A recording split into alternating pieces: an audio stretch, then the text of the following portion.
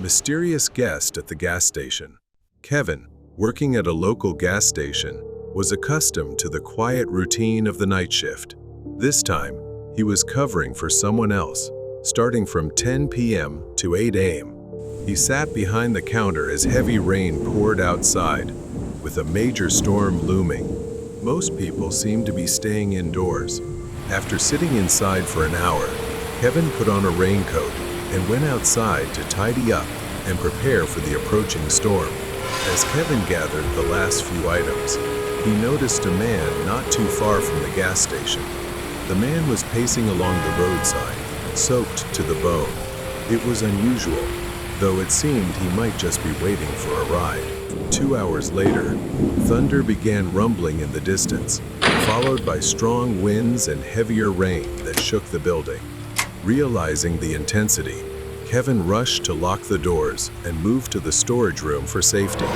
About 30 minutes into the storm, it took him several moments to realize that someone was banging on the front door. He left the storage room to check. Someone was outside, looking in and pounding on the door repeatedly. It was a man, and Kevin quickly rushed to unlock the door, thinking the man was in trouble and needed help. The man was soaked. He rushed inside without saying a word and began pacing back and forth across the floor, leaving puddles of water in his wake. Kevin tried asking if he was okay or needed help, but the man just stared with a vacant, hollow expression. Kevin thought it best to stay cautious and alert. The situation became uncomfortable. As the man paced around, Kevin realized he might be dangerous and decided to observe him patiently. The man's drenched coat revealed patches of mud and scratches, and there was a faint metallic smell of blood. His hand showed large, dark bruises. A gut feeling told Kevin that this man might have been involved in some violent incident. His appearance and behavior raised alarm bells in Kevin's mind. Though uneasy, Kevin decided not to escalate the situation, hoping the man would eventually calm down or leave. But the tension only grew as the storm intensified, leaving Kevin to think about his next move. The man seemed oblivious to everything, pacing around and mumbling incoherently. Occasionally, he cast strange glances at Kevin whenever he reached for his phone. Kevin noticed mud on the man's shoes and realized it was clay. He was familiar with it because customers often tracked it in on rainy days. It was a specific type of clay found near a construction site a few miles away. Kevin decided to act. Would you like some coffee? He asked, keeping his tone calm. At first, the man hesitated, then gave a slight nod. Kevin poured a cup and handed it to him. The storm outside seemed to be subsiding. While the man was distracted, Kevin quickly scribbled a note under the counter that read, "Call the police," waiting for an opportunity. Luckily, a delivery driver passed by and entered the store. Kevin discreetly signaled to him and handed him the note along with an item. The driver glanced at the note and nodded at Kevin before leaving.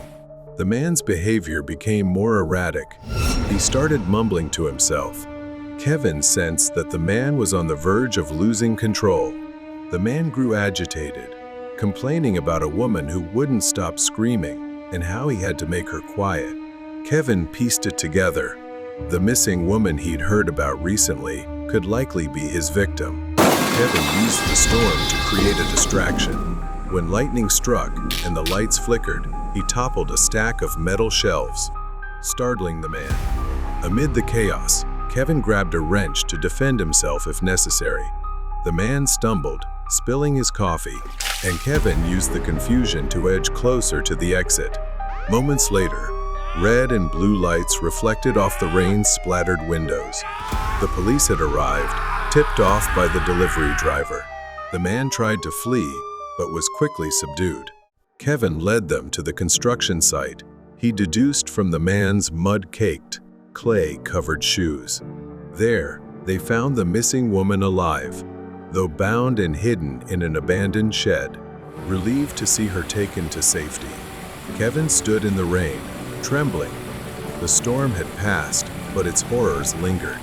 Kevin finished his shift in silence. troublemaker on the road. Last year, Len went to visit her parents for Christmas. Snow had been falling since October, so her father had helped her switch to winter tires more than a month earlier. This made Len think she didn't need to worry too much about road conditions. Len's family had a wonderful Christmas together, but she had plans to go on a trip with a friend the following day.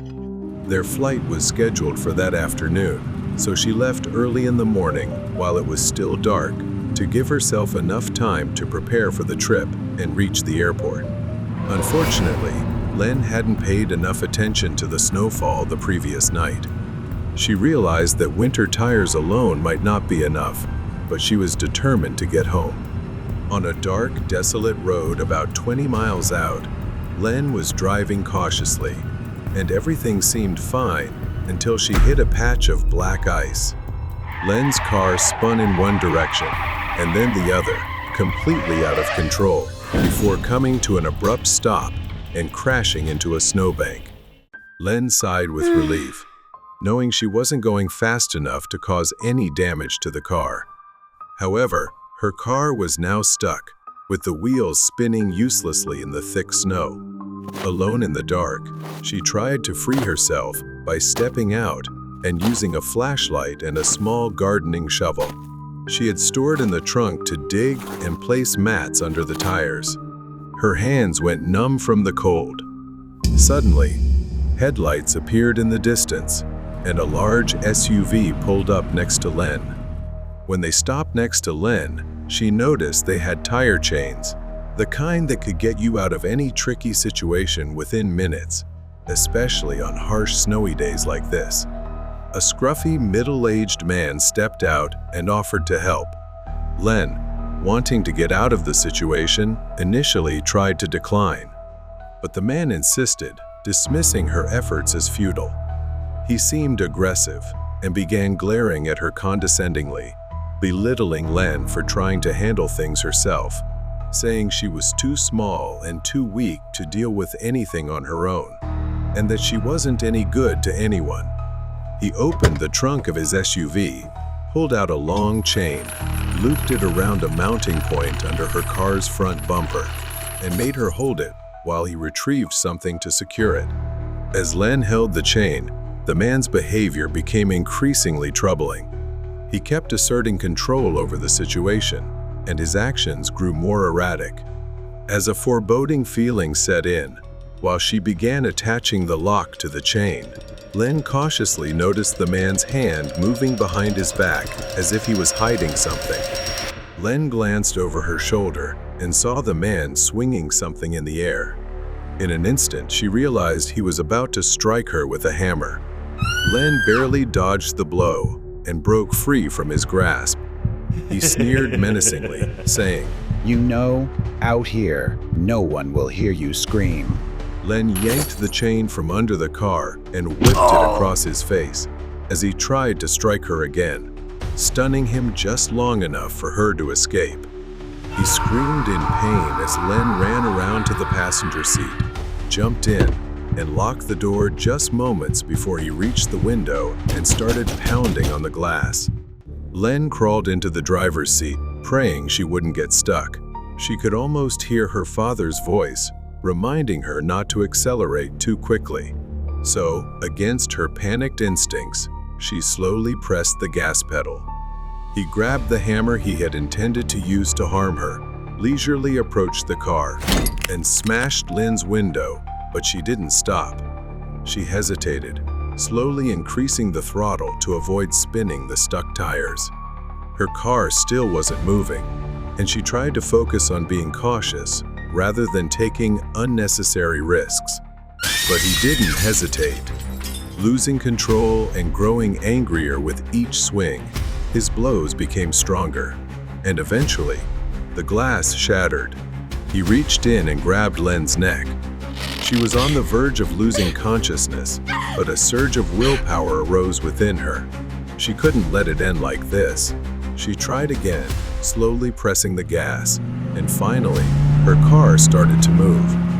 His arm got caught on the jagged remnants of the glass, and in pain, he finally let her go. When Len contacted the police, she reported the man's erratic behavior and detailed description. A few days later, they informed her that a suspect matching her description had been apprehended. He was a known offender who targeted stranded drivers. Len was called in to identify him. In the courtroom, he tried to intimidate her with a cold glare, but she ensured he was convicted.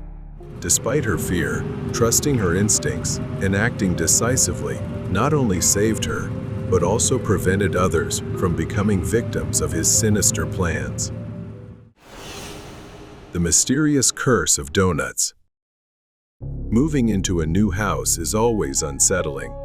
John and his wife, Lisa, had just moved into an old house next to an abandoned Dunkin' Donuts, left in ruins nearly a decade ago.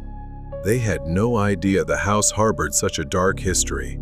The fire had destroyed the building, leaving behind charred ruins and rumors of hauntings, which gave the area an eerie reputation.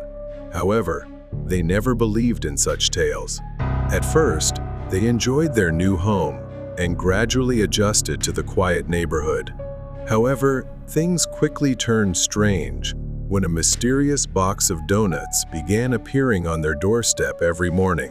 It was a plain cardboard box, unmarked and without any notes, containing a dozen perfectly arranged donuts.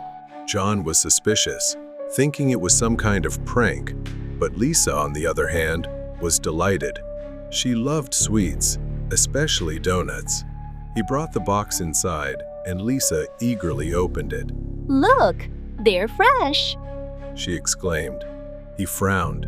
I don't know. This seems a little strange. John felt uneasy trusting food from strangers. Despite Lisa's claims that he was overreacting, John threw the donuts away. He didn't want to take any risks, but the next morning, it was back. Another box of donuts. He threw it away again, but the pattern continued. A few days later, a new neighbor moved in and brought them a box of donuts as a gift. John's instincts told him something was off, given the recent events. He gave a weak smile, took it inside, and threw it away. But one day when John came home, he found her eating a donut from the box. She dismissed his concerns with a weak laugh, saying, It's just a donut. That night, however, things took a disturbing turn. John woke to the sound of 3 knocks on the window, followed by 2 more. Then it intensified as he heard footsteps in the hallway and a strange bell ringing. It was a soft chime, like a hotel bell ringing. When John asked Lisa if she heard it, she mumbled in her sleep, turning her back to him. Over the next few days, the noises became more frequent. The knocks, footsteps, and bells. They felt like they were living in a nightmare.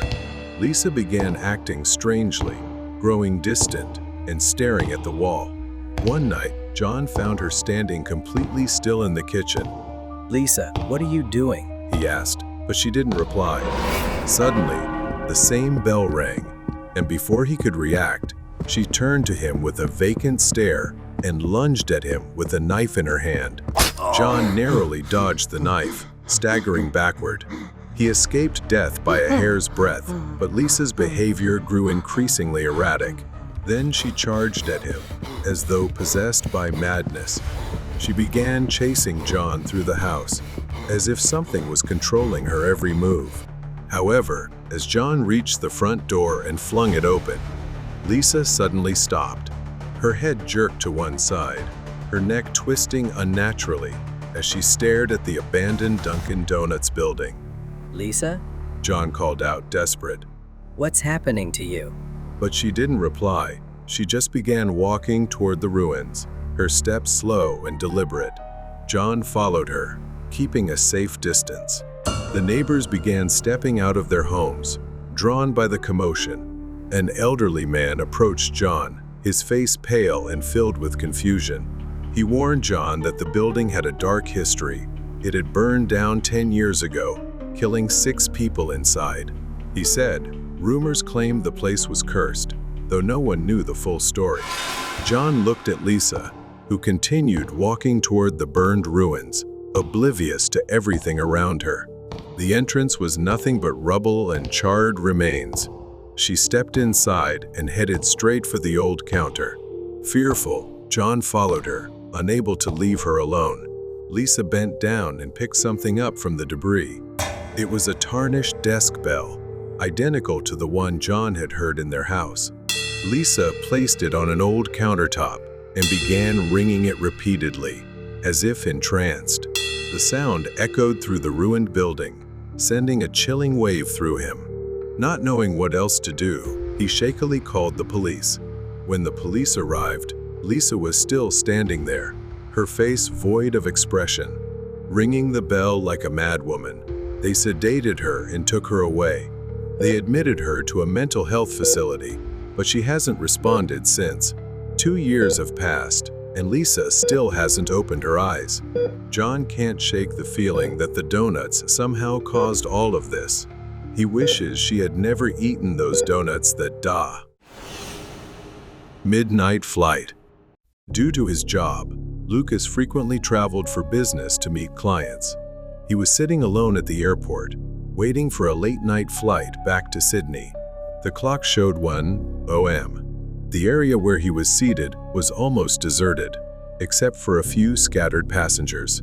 Lucas had his headphones on and was engrossed in his phone. The atmosphere felt strangely empty for such a usually busy airport. At that moment, a flight attendant, a woman in uniform with an eerie, unsettling smile, approached him and gently tapped him on the shoulder.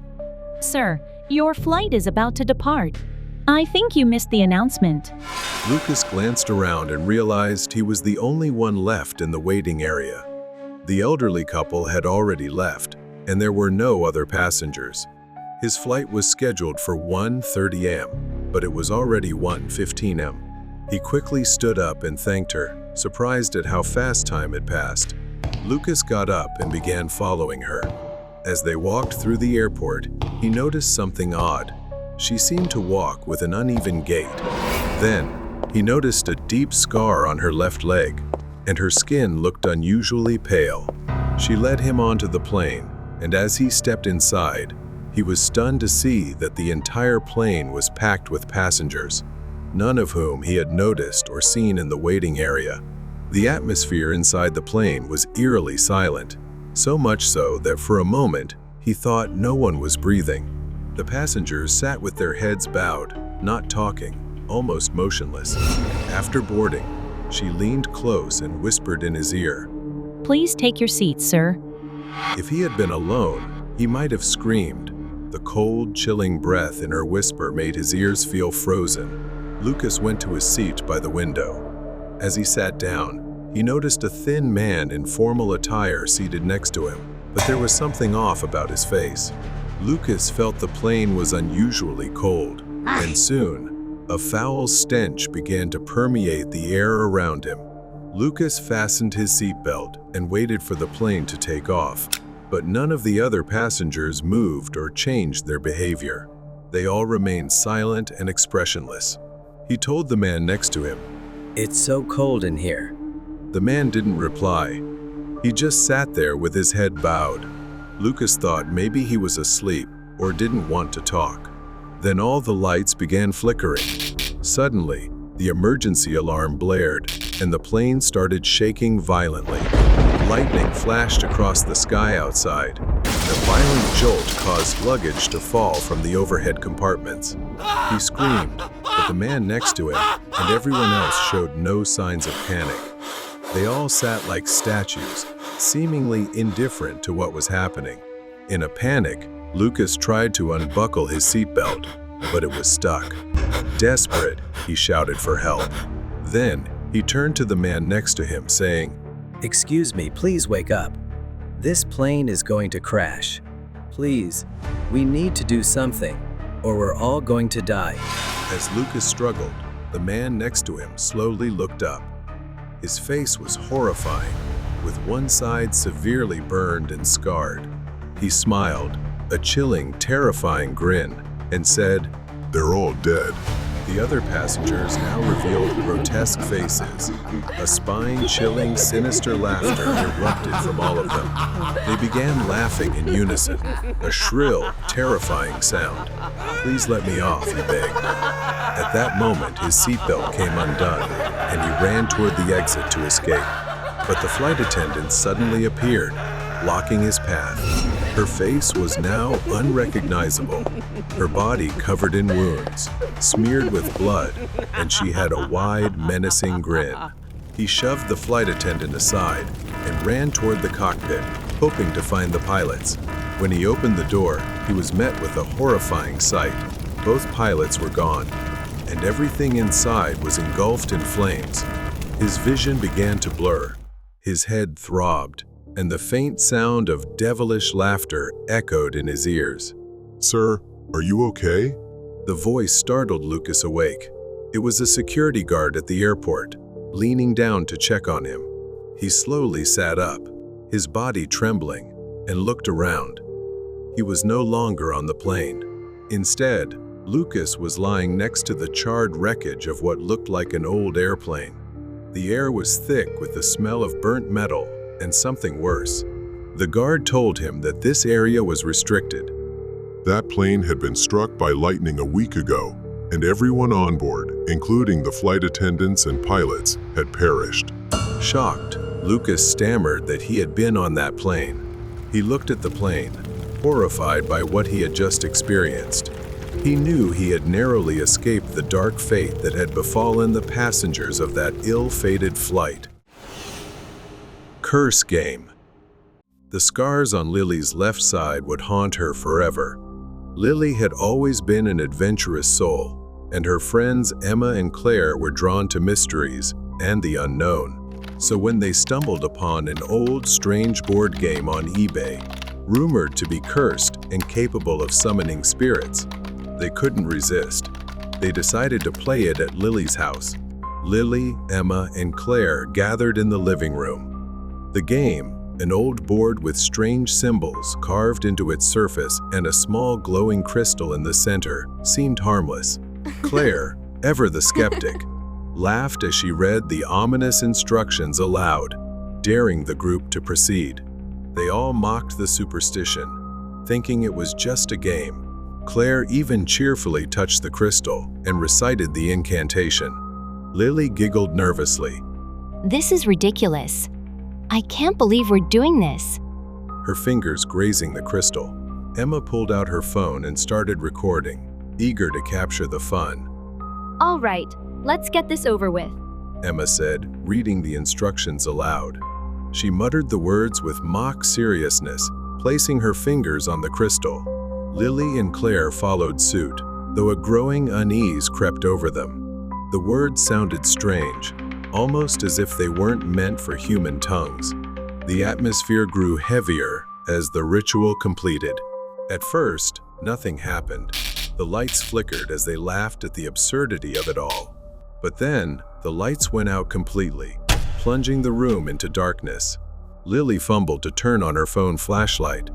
As its beam illuminated the room, they tried to laugh it off, but the atmosphere had changed.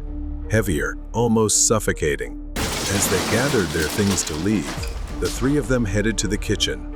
The cabinet doors flung open with a loud bang, pots and pans crashing to the floor, echoing through the otherwise silent house. Suddenly, they heard footsteps behind them. They slowly turned around. Standing at the doorway to the dark hallway was Sophie, their childhood friend. But Sophie had died 3 years ago in a car accident. Is it really you? Lily's voice trembled as she cautiously stepped forward. Sophie didn't reply. She just stood there, staring at them with lifeless eyes. As they stood frozen, the temperature plummeted further. Their breath turned to mist, and Sophie began moving toward them, her movements unnaturally slow, as if she were floating. Lily backed away, fear overwhelming her. The lights flickered again, casting strange shadows that made Sophie's form appear even more distorted. The growling sound grew louder, closer. Get out now. Claire screamed. We have to leave.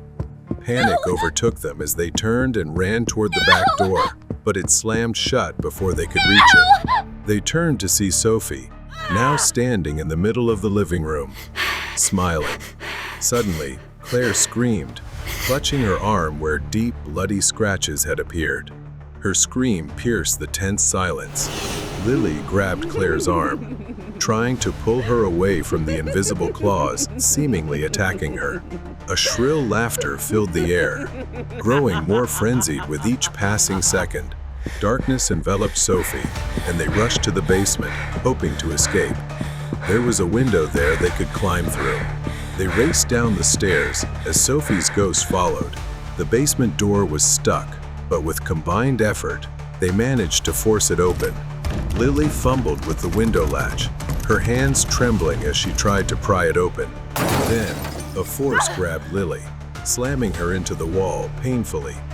She felt a sharp, stabbing sensation in her side. Claire and Emma screamed, trying to pull Lily away from the invisible grip. Lily stumbled to her feet and opened the window. Claire went first, squeezing through the narrow gap. Emma followed, but as she began crawling out, Lily felt something cold and sticky touch her leg. With one final tug, Lily was pulled back inside along with her friends. Lily looked up to see Sophie standing there, her eyes blazing like fire. Perhaps she wanted something from them. Lily thought of the crystal. It was part of the game. They needed to get rid of it. She remembered seeing the crystal on the floor earlier. If it was the key to this nightmare, they had to destroy it. Lily ran back into the house, ignoring her friends' cries. Inside, the living room was in disarray, furniture overturned. Then she spotted the crystal, its dark surface reflecting the chaos around her. Determined, Lily grabbed it, a sharp pain shooting up her arm. Sophie reappeared, her face contorted with inexplicable anger. Lily threw the crystal with all her strength. It soared through the air and crashed onto the pavement outside, shattering into 1,000 pieces. As it shattered, the growling ceased. Sophie's image flickered and then vanished, leaving only an eerie silence. They stood there, gasping for breath, realizing it was finally over. As dawn broke, everything had finally ended. Lily and her friends huddled outside, their faces pale, etched with the terror they had just endured. Mystery buried under the snow. Rian had never truly clicked with Tyler, but they were still friends. Their relationship had always been complicated, marked by their differences in personality. Tyler was a complex, reserved guy with hidden corners of his life he never let anyone see. On the other hand, his mother, Diane, was the opposite, controlling, invasive, and suffocating. She seemed like a constant weight on his shoulders, though Tyler never outright said so. Their mother-son relationship might seem normal at first, but something about it never truly felt right. Diane constantly monitored Tyler with endless calls, texts, and surprise visits. He was never truly at ease during outings with friends, always explaining that he couldn't stay long because his mother would worry. When Tyler finally moved out, Rian thought things would change for him. Diane paid his rent, of course, so she couldn't entirely let go, but Tyler initially seemed more at ease.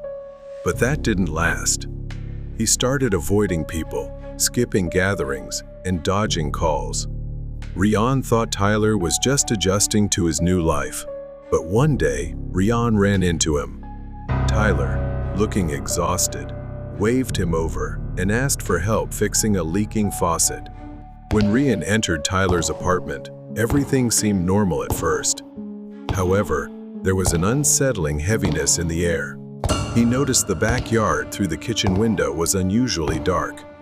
At first, Rian thought it was someone in the yard, but upon closer inspection, he realized it was a massive snowman. Rian frowned, jokingly pointing at it. Who makes a snowman that big? Tyler didn't reply, merely gesturing for him to focus on the faucet. Rian stepped into the kitchen, scanning the area for the faucet. As he approached the sink, something caught his attention. Tiny blood-red spots on the floor near the sink, scattered unevenly. At first, he thought Tyler had cut himself while cooking or something similar. That's not unusual for someone as clumsy as him. At first, they weren't clear, but upon closer inspection, something seemed off. The stains weren't random. They seemed to form a trail leading out to the yard. His brows furrowed in confusion, but he didn't react immediately. Tyler stood nearby, distant, as if lost in thought, staring blankly at the TV. As Rian knelt down to continue inspecting the faucet, something faintly glinted under the sink, catching his attention. It was a shiny keychain, stained with dried blood. Rian's hand trembled slightly as he picked it up, immediately recognizing it. It belonged to Diane, Tyler's mother, the one she always carried with her. Panic set in as he realized something was wrong. At that moment, Rian turned and saw Tyler, even though he'd heard him in the living room just seconds earlier, seemingly watching TV. His expression was blank, and he seemed unfocused. Why is there blood on this? What's going on? Tyler stayed silent, his gaze distant, as if calculating something. Before Rian could react, Tyler reached across the table and grabbed a kitchen knife. His movements were slow but deliberate. You're not allowed to leave. Tyler lunged at Rian with the knife. Instinctively, Rian stepped back but tripped over a chair, falling to the floor. Tyler raised the knife again, stepping forward with clumsy but determined strides. Rian raised his hands to defend himself, bracing for the worst. Tyler aimed for Rian's chest. Rian twisted on the ground, narrowly avoiding the blade. Tyler staggered, and that's when Rian noticed it. The keychain was still in his hand. Wait, Tyler, calm down. Rian shouted, but Tyler lunged again. In a desperate move, Rian stabbed Tyler's leg with the blood-stained keychain. Tyler screamed in pain, stumbling back as he looked down at his leg. Rian seized the opportunity to get up and run toward the back door. He stumbled into the giant snowman. The impact caused it to collapse, revealing a horrifying sight beneath, a pale, trembling hand. And then the fingers twitched. It was Diane. Help. She whispered weakly. She clung to his coat, her eyes filled with tears. I wanted him to be happy. Rian dragged Diane toward the patio, his arms trembling with the effort. Rian turned to see Tyler, now staggering and disoriented, looking toward them. His knees buckled, and he collapsed into the snow, sobbing uncontrollably. I just wanted to fix everything. The sound of sirens tore through the night as the police arrived. Tyler didn't resist as they surrounded him. He just sat there, his head in his hands, mumbling incoherently. The investigation revealed Tyler's mental breakdown. In a twisted effort to conceal his mother, he had hidden Diane inside the snowman. Tyler was sentenced to life in a mental institution, his mind damaged beyond repair. The snowman was something Rian could never forget, the desperation of Tyler and the suffering of Diane. In the freezing cold of winter, he could never look at a snowman the same way again. Secrets hidden in the basement. Leo, a college student desperate to find a job during his winter break, stumbled upon a strange ad on Craigslist. The ad lacked details, but the salary was too good to pass up for a simple housekeeping job at the home of an elderly woman named Mrs. Donovan. At the end of the ad, there was a phone number. An elderly woman answered the call and gave him an address to visit the next day. The next day, Leo arrived at Mrs. Donovan's house, a peculiar old wooden house surrounded by a vast garden of towering red roses. Their charcoal black stems stood out against the vibrant petals.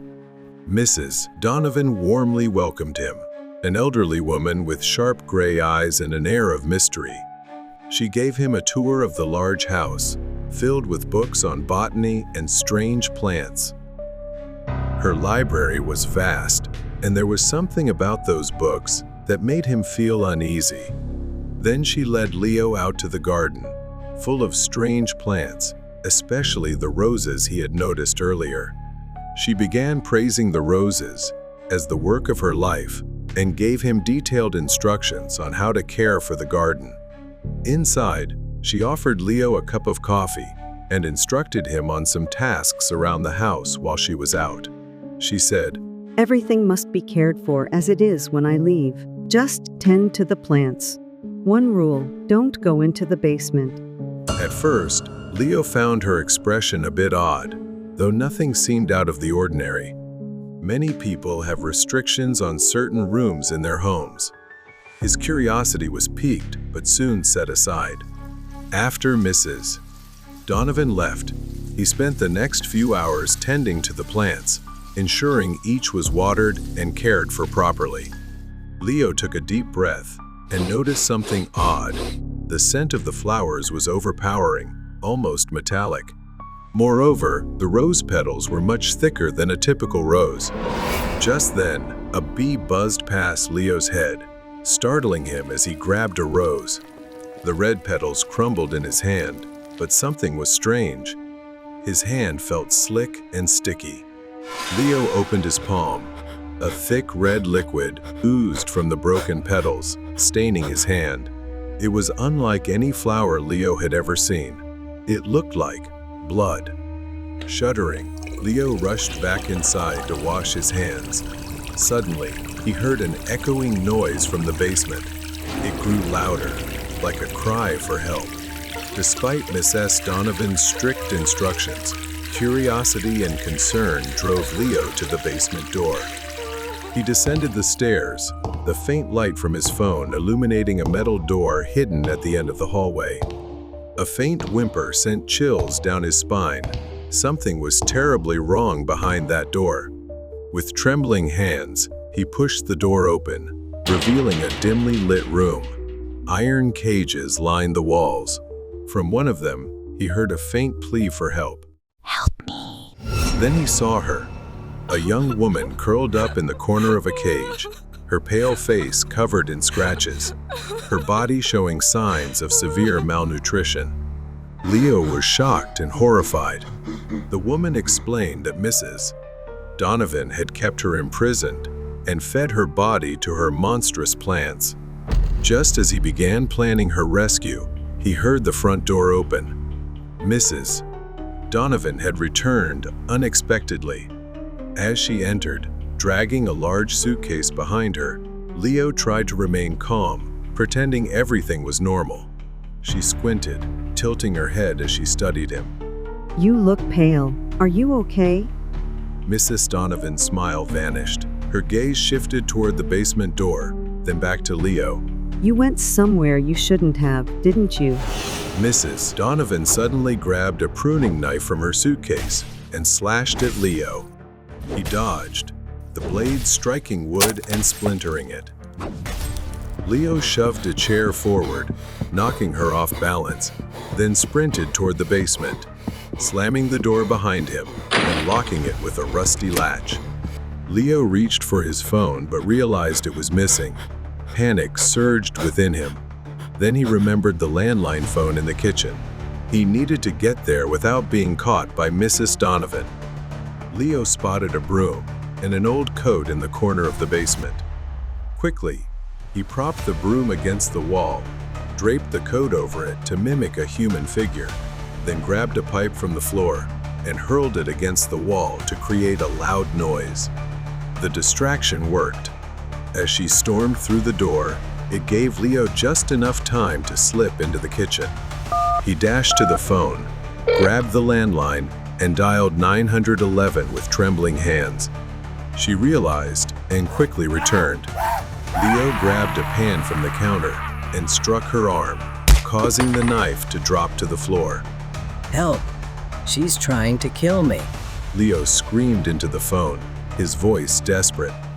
Leo dodged, grabbed a bottle of fertilizer from the counter, and hurled it into her face. The powder temporarily blinded her, giving Leo a chance to grab the knife and point it at her. Her wild grin sent shivers down his spine. The front door burst open, and police stormed in. Mrs. Donovan lunged desperately at Leo, but the officers tackled her to the ground and restrained her. Shortly after, her garden was destroyed and burned to ashes by authorities. They uncovered the horrifying truth about Mrs. Donovan's experiments with carnivorous plants that thrived on blood and human flesh. The truth about her dark experiments was revealed. She was sent to a mental institution where she would spend the rest of her life. This nightmare was something Leo would never forget. Behind the neighbor's door. It was December, and the neighborhood had started decorating for the holidays. I knew all my neighbors, and they were all very friendly. The neighbors lit up the streets with their festive displays. Paul, our neighbor to the right, was no different. He had put up his lights early, which I found unusual for a single man in his 40s. He seemed kind enough, though a bit lonely. I didn't see him often. He came and went for work, but I always greeted him when we crossed paths. Recently, though, I hadn't seen him at all. His car hadn't moved from the driveway in days. One night, I noticed Paul's house across the street. His Christmas lights were flickering wildly, not the usual twinkling effect. It was erratic, more like a wiring glitch. The flickering lights gave the house an unsettling feeling. At first, I brushed it off, thinking it was just some electrical issue, nothing to worry about. The next morning, I went to work. Paul's car was still in the driveway, and once again, all his curtains were tightly shut. That evening, I went outside and saw everything was exactly the same as the night before. I decided to be kind and let him know, as well as check if he was okay since I hadn't seen him. I walked over, hesitating for a moment before knocking on the door. There was no answer, so I rang the bell. Again, nothing. After the third ring, Paul finally opened the door. Paul greeted me with a forced smile. I told him about his flickering Christmas lights and how I just wanted to make sure everything was okay. I asked if he was okay, since I hadn't seen him in a while. He said he just wasn't feeling well. From the way he spoke, I felt his demeanor was awkward and cold. I noticed when he raised his hand, there were black smudges or soot on it. I glanced down briefly, and he immediately pulled his hand back behind him. Then I heard something from inside the house. At first, I thought I was imagining it, but it sounded like a child's voice. Paul didn't have any kids. I was about to ask if he heard it too, but I decided against it. It sent a chill down my spine. I glanced at Paul, but he didn't seem to notice. The sound seemed to come from deep within his house, distant and muffled. His expression didn't change, but there was a coldness in his eyes. I was about to leave, but something inside me, an indescribable feeling, held me back. Then I decided to go back. He was about to close the door when he seemed surprised to see me return. I awkwardly made an excuse, asking if I could borrow some tools to fix a pipe.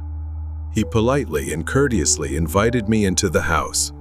While Paul was rummaging through things in the living room, I asked if I could use the bathroom. On the way, I noticed something strange, a bookshelf in an almost empty room. It was placed in an oddly conspicuous spot and had a few stacks of cardboard boxes. As I got closer, I noticed dark stains on the walls and smudges on the bookshelf. They looked strange. Drawn by the oddity, I tried to take a closer look. Is it making a knocking sound? I thought I heard something and slowly moved closer to investigate. It sounded almost like something or someone was moving behind the bookshelf. Just as I reached out to touch it, Paul suddenly appeared in the doorway, asking, "What are you doing?" I quickly lied, saying I was just admiring some of the books. Glancing at the bookshelf, I smiled and asked, Do you enjoy detective and mystery stories too? Let's talk about them. but he gave a forced smile and nodded. Sure. Now can you leave? Seeing this, I decided to leave. After leaving, my mind was filled with questions. Why was Paul acting so strange? Why did that room feel so unsettling? It left me with a genuinely weird and uneasy feeling. I decided I would keep a closer eye on him for my own safety. A few days later, I kept observing and devised a plan. I stood in front of Paul's house with some pastries in hand, ready to knock and invite him to a Christmas gathering. As usual, Paul politely declined the invitation, but mentioned he might stop by later. A few minutes later, I saw Paul leave his house, get into his car, and drive off to somewhere suspicious. Seizing the opportunity, I cautiously made my way to the back of his house. He might return quickly, since the back door wasn't locked. I hesitated for a moment, considering leaving, unsure if this was the right thing to do.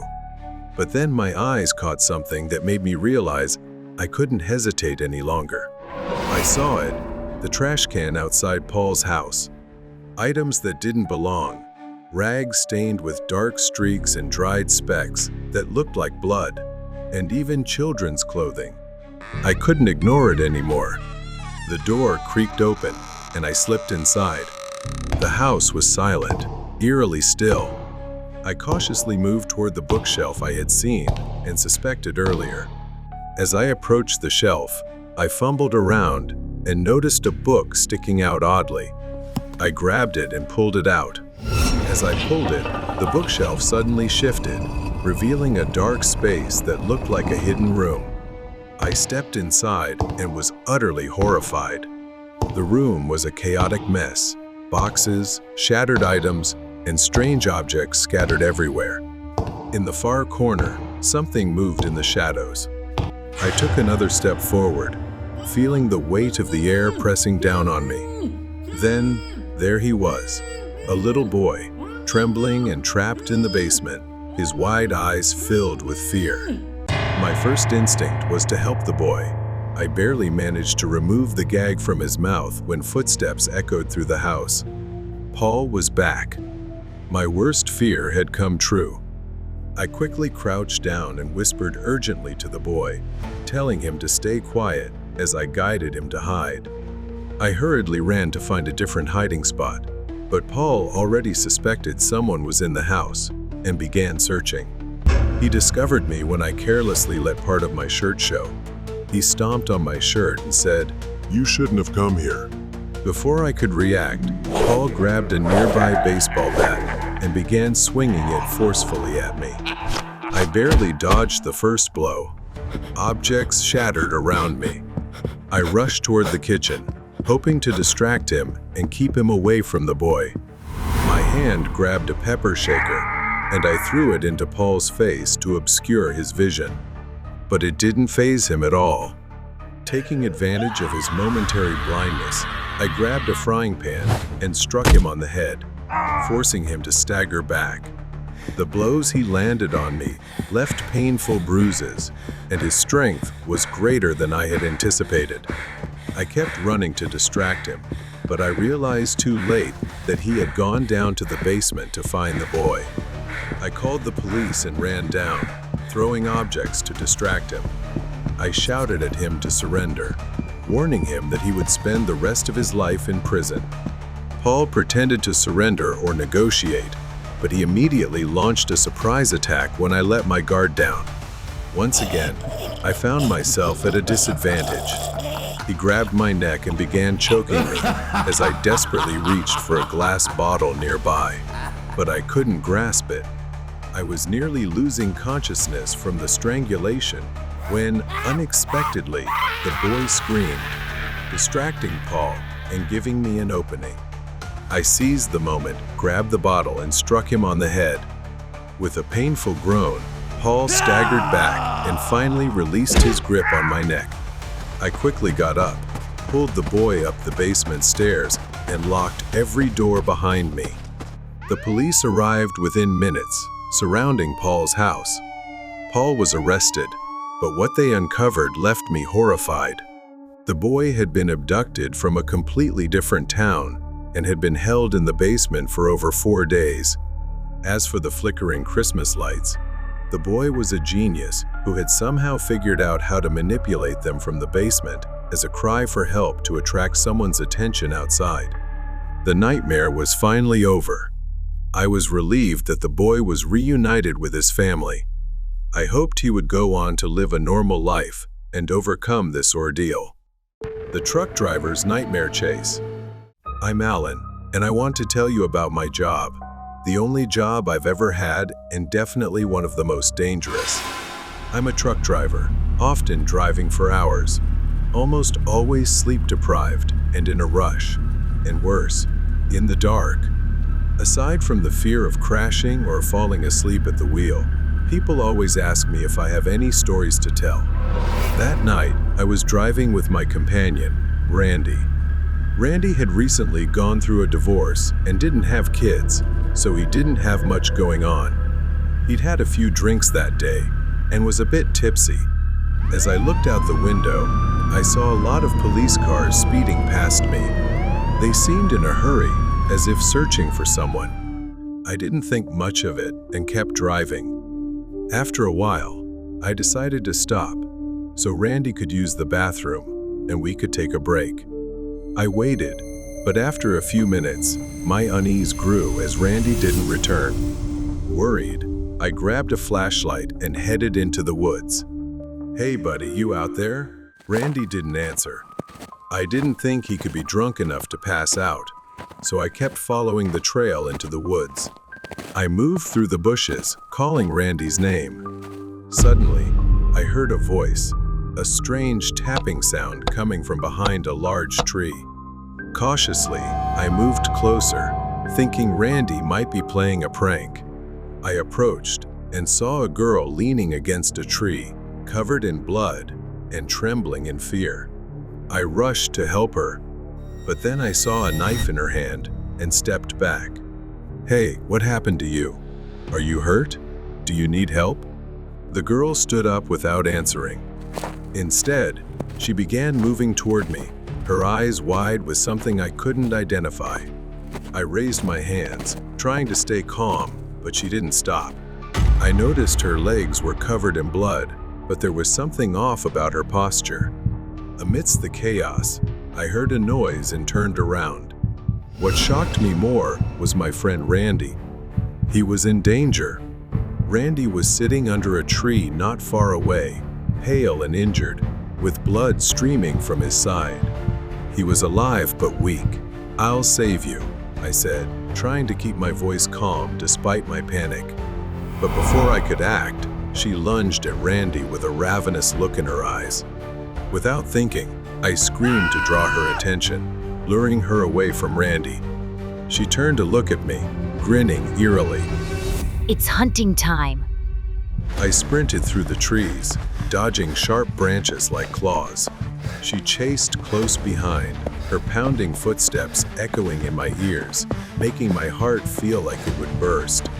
While running, I tripped over a rock, tumbling to the ground. She lunged at me, and I had to wrestle with her, holding back her wild fury for a moment. She seemed intent on devouring me. My breath caught as her hand slipped, stabbing the knife into the ground just inches from where it could have ended me. I shoved her off me, grabbed a large branch and swung it hard, striking her. Her pained scream echoed through the forest as the knife fell from her hand. Pain blurred my vision, but I knew I couldn't stop. Even injured, she continued chasing me, her breath ragged like a wild beast. Using all my knowledge of the forest, I took a gamble. I changed direction, heading toward where I suspected there was a bear trap.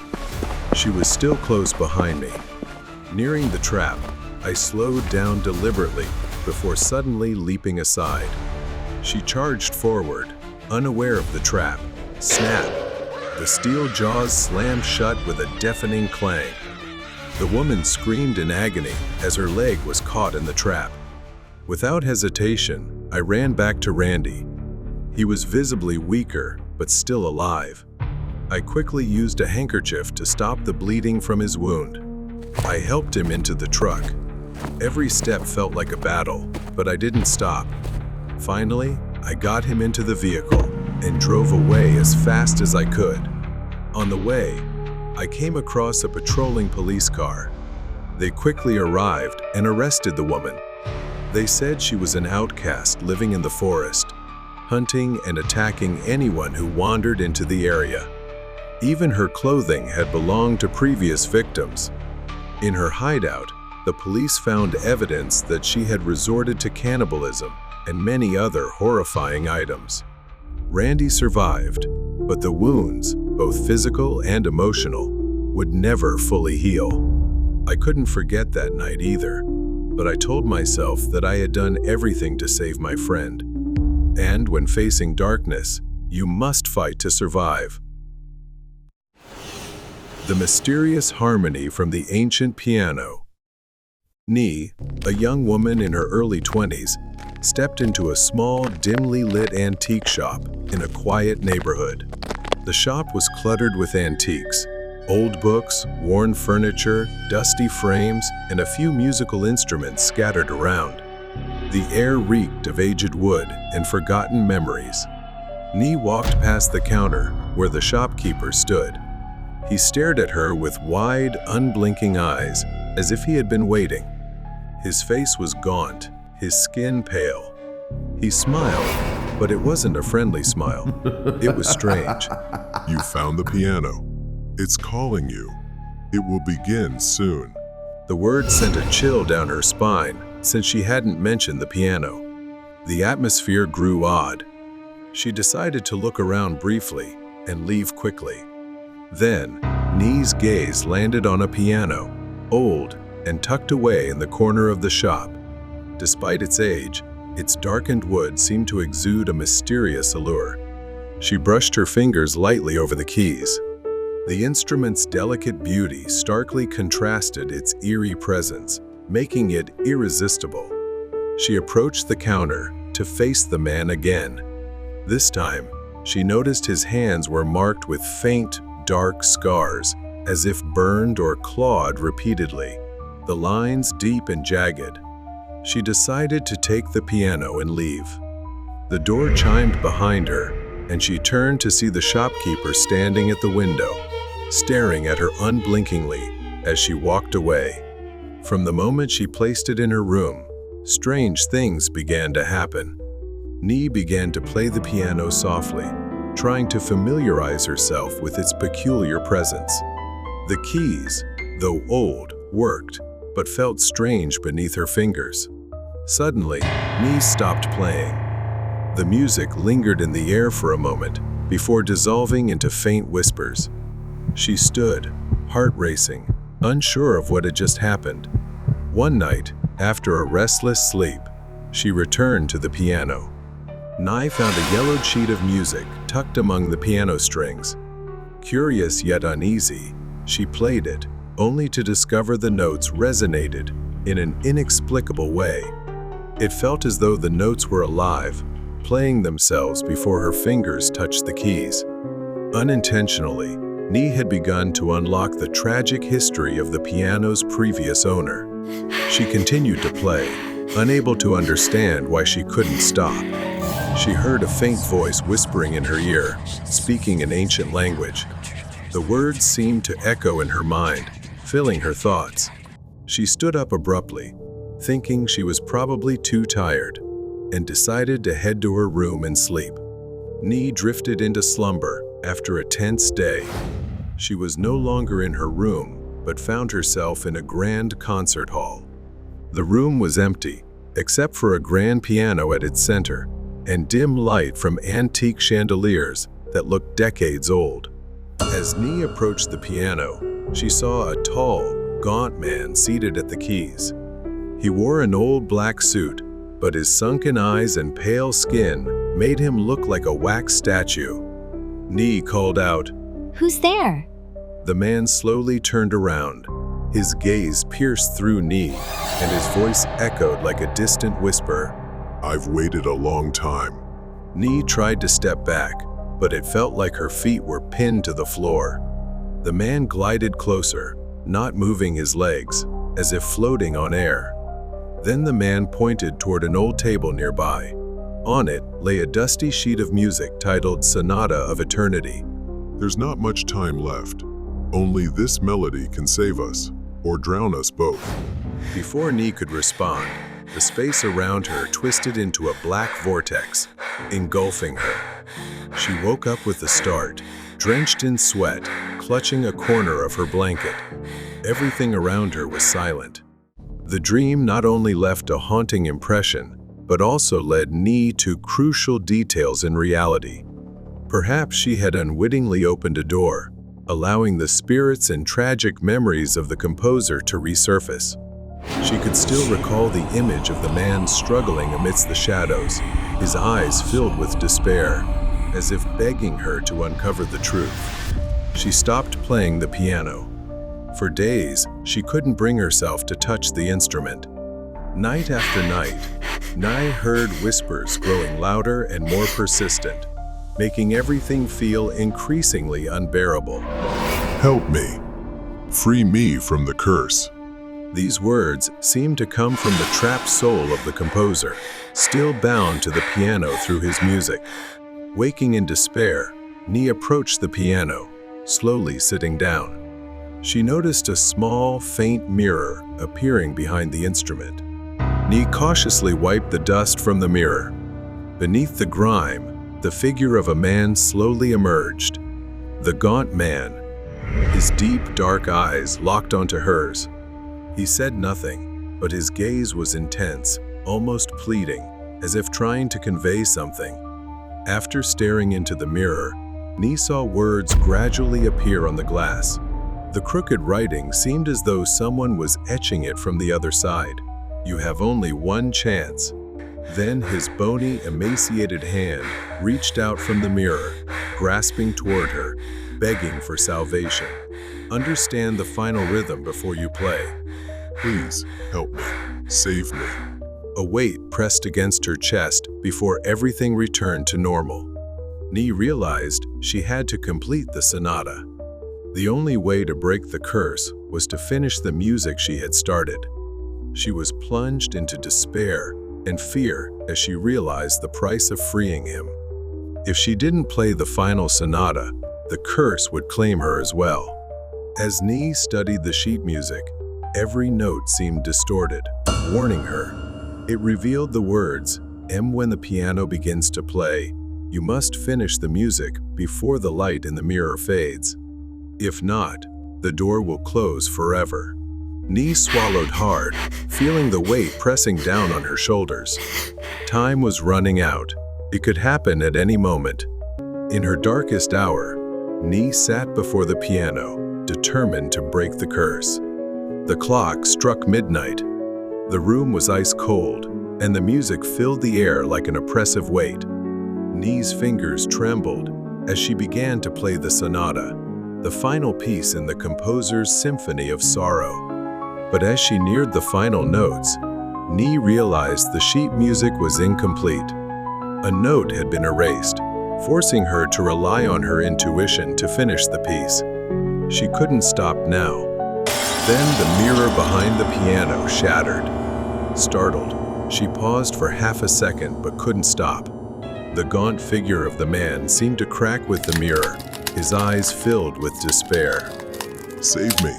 Be careful. If you fail, you will take my place, he cried out, his voice laced with agony. Nee played the final note, placing all her faith in her intuition. In the last moment of the sonata, the piano emitted a piercing sound. A brilliant light burst from the mirror, and she felt the entire room being drawn into the vortex. The man's figure vanished, and the room suddenly fell silent. In the ensuing silence, the figure in the mirror was gone, leaving behind a whispered, "Thank you." The room felt lighter, as if both their burdens had been lifted. When the light faded, Nee found herself sitting in her quiet room, all the strings of her instrument broken, and the mirror shattered. Exhausted, Nee collapsed on the piano.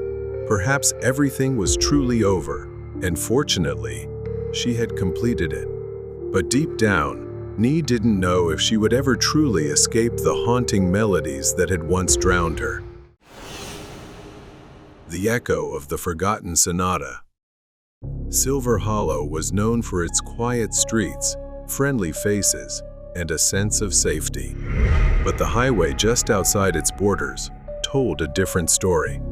For months, drivers had vanished without a trace, and rumors of a masked figure haunting the lonely stretch of road began to spread.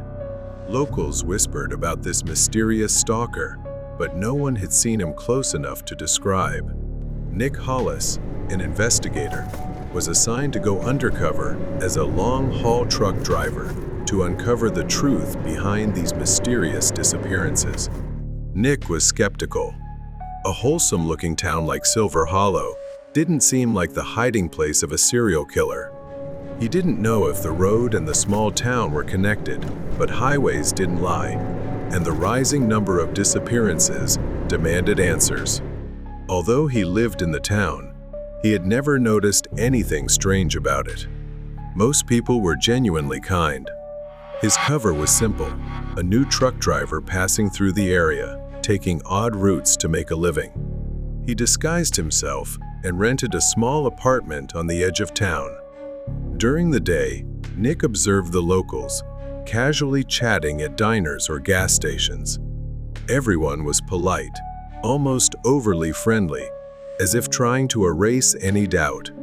But unease settled in at night as the highway stretched endlessly into darkness, lit only by the occasional flicker of headlights. It was Nick's third night on the highway. Suddenly, a figure darted across the road, briefly illuminated by the truck's headlights. He slammed the brakes, the truck skidding slightly before coming to a halt. His mind raced. Who would be out here at this hour? He grabbed a flashlight and stepped out, scanning the roadside. As the flashlight swept across the ground, Nick spotted something wedged under a nearby rock, a crumpled piece of paper. He hesitated, then stepped forward and bent down to pick it up. The paper read, "Turn back. You won't find them alive." A chill ran down his spine. He swept the flashlight across the area again, but saw no one. Nick hurried back to his truck. He glanced at the rearview mirror again, but all he saw was the dark highway stretching behind him. The note felt like a warning, and Nick knew he couldn't ignore it. The following night, Nick parked his truck at a small rest stop along the highway to get a better vantage point. Around 2 a.m., he noticed a car with its lights off creeping along the road, as if trying to avoid detection. Nick started his truck and followed from a distance. The car turned onto a dense, overgrown path leading away from the highway. Nick parked nearby, grabbed his binoculars, and observed. A masked man stepped out of the car, dragging a heavy-looking bag. He disappeared into the trees. Nick's instincts kicked in, and he quietly followed on foot, keeping his distance. After a few minutes, he spotted the man crouched by a small fire, rummaging through the bag's contents, wallets, phones, and jewelry. Nick crept closer, careful not to make a sound. His plan was to observe long enough to identify the man and his habits, then report back. But as he moved, a twig snapped under his foot. The masked man said, "Who's there?" Nick raised his hands in surrender. Just a truck driver passing through. Got lost. The masked man stood up, holding a knife. "This road isn't for wandering. You should leave," he muttered before vanishing into the woods. Nick immediately called for backup, and a quick search of the area uncovered a stash of stolen goods. 2 days later, the masked man was caught and identified as a petty thief who had been robbing and extorting travelers. Nick's instincts told him this man wasn't responsible for the disappearances. The thief's petty crimes were nothing compared to the horrors the missing travelers had faced. After capturing the masked thief on the highway, Nick couldn't shake the unease in his mind. The petty thief's words echoed in his memory. The real monster isn't dumb enough to get caught. He started noticing inconsistencies. A house with windows perpetually shut. A place he often passed but never saw anyone. Upon investigation, he realized it was his cousin Derek's house, who lived on the town's outskirts. Derek had always been approachable, someone Nick trusted. But during a casual visit to Derek's house, Nick sensed something was off. Derek's home was cozy, adorned with old family photos, and faintly smelled of wood. While chatting over coffee, Nick's sharp detective instincts picked up on strange details. Scratches on the floor near a cabinet, an unusual lock on the basement door, and a faint metallic scent in the air. While Derek excused himself to take a call, Nick wandered through the living room, his curiosity growing. A framed photo on the mantel caught his attention. It was a picture of Derek standing with a group of locals, including a man reported missing months ago. That night, Nick pretended to leave but parked his truck nearby, watching. Using his lock-picking skills, Nick snuck around the back and gently opened the door. Nick opened the basement door and descended the stairs. The stench hit him first, a nauseating mix of damp earth and decay.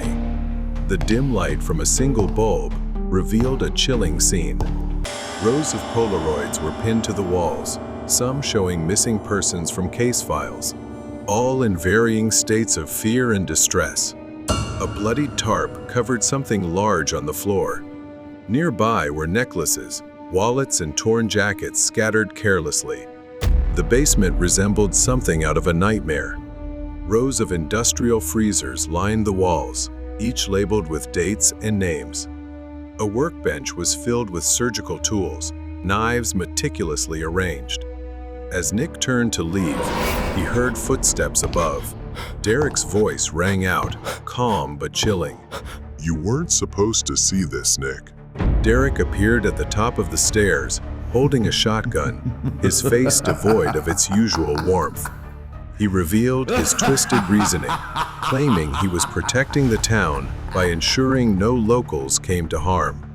Knowing he couldn't reach his concealed weapon, Nick noticed a toolbox on a nearby shelf. Inside, he spotted a flashlight with a cracked lens and a reflective object sticking out of the corner, an old mirror. He began forming a plan. Nick stepped back toward the toolbox, feigning nervous compliance. At least let me clean up the mess I've made, Derek. Let me pull the tarp back. As Nick knelt to adjust the tarp, he discreetly grabbed the mirror from the toolbox. Using the flashlight's cracked lens to create a distraction, he angled the mirror to reflect the light from the overhead bulb. Nick raised the flashlight, aiming it at Derek. The cracked lens split the beam, momentarily blinding and distracting him with a sudden burst of light. As Derek instinctively stepped back, Nick lunged toward a nearby shelf, knocking over a stack of paint cans. The heavy cans tumbled down, causing Derek to stagger and drop the shotgun. Nick slammed the basement door shut and locked it from the outside, using a nearby chair to block the handle. Wasting no time, he pulled out his phone and called for backup. Authorities arrested Derek and seized the horrifying evidence from the basement. Inside the freezers were packages labeled as meat, but peeling back the layers revealed severed hands and feet, meticulously wrapped and disturbingly labeled. Even as the case was closed, Nick couldn't shake the feeling that the darkness of Silver Hollow ran deeper than his cousin's monstrous deeds. The nightmare trip on Christmas Day. In December, my girlfriend Charlotte and I were driving to the Poco Mountains. We had rented a small wooden cabin that looked super cozy, decorated with Christmas ornaments, and had a beautiful view. That night, there was a snowstorm forecast, so we left a bit earlier to have time to buy groceries.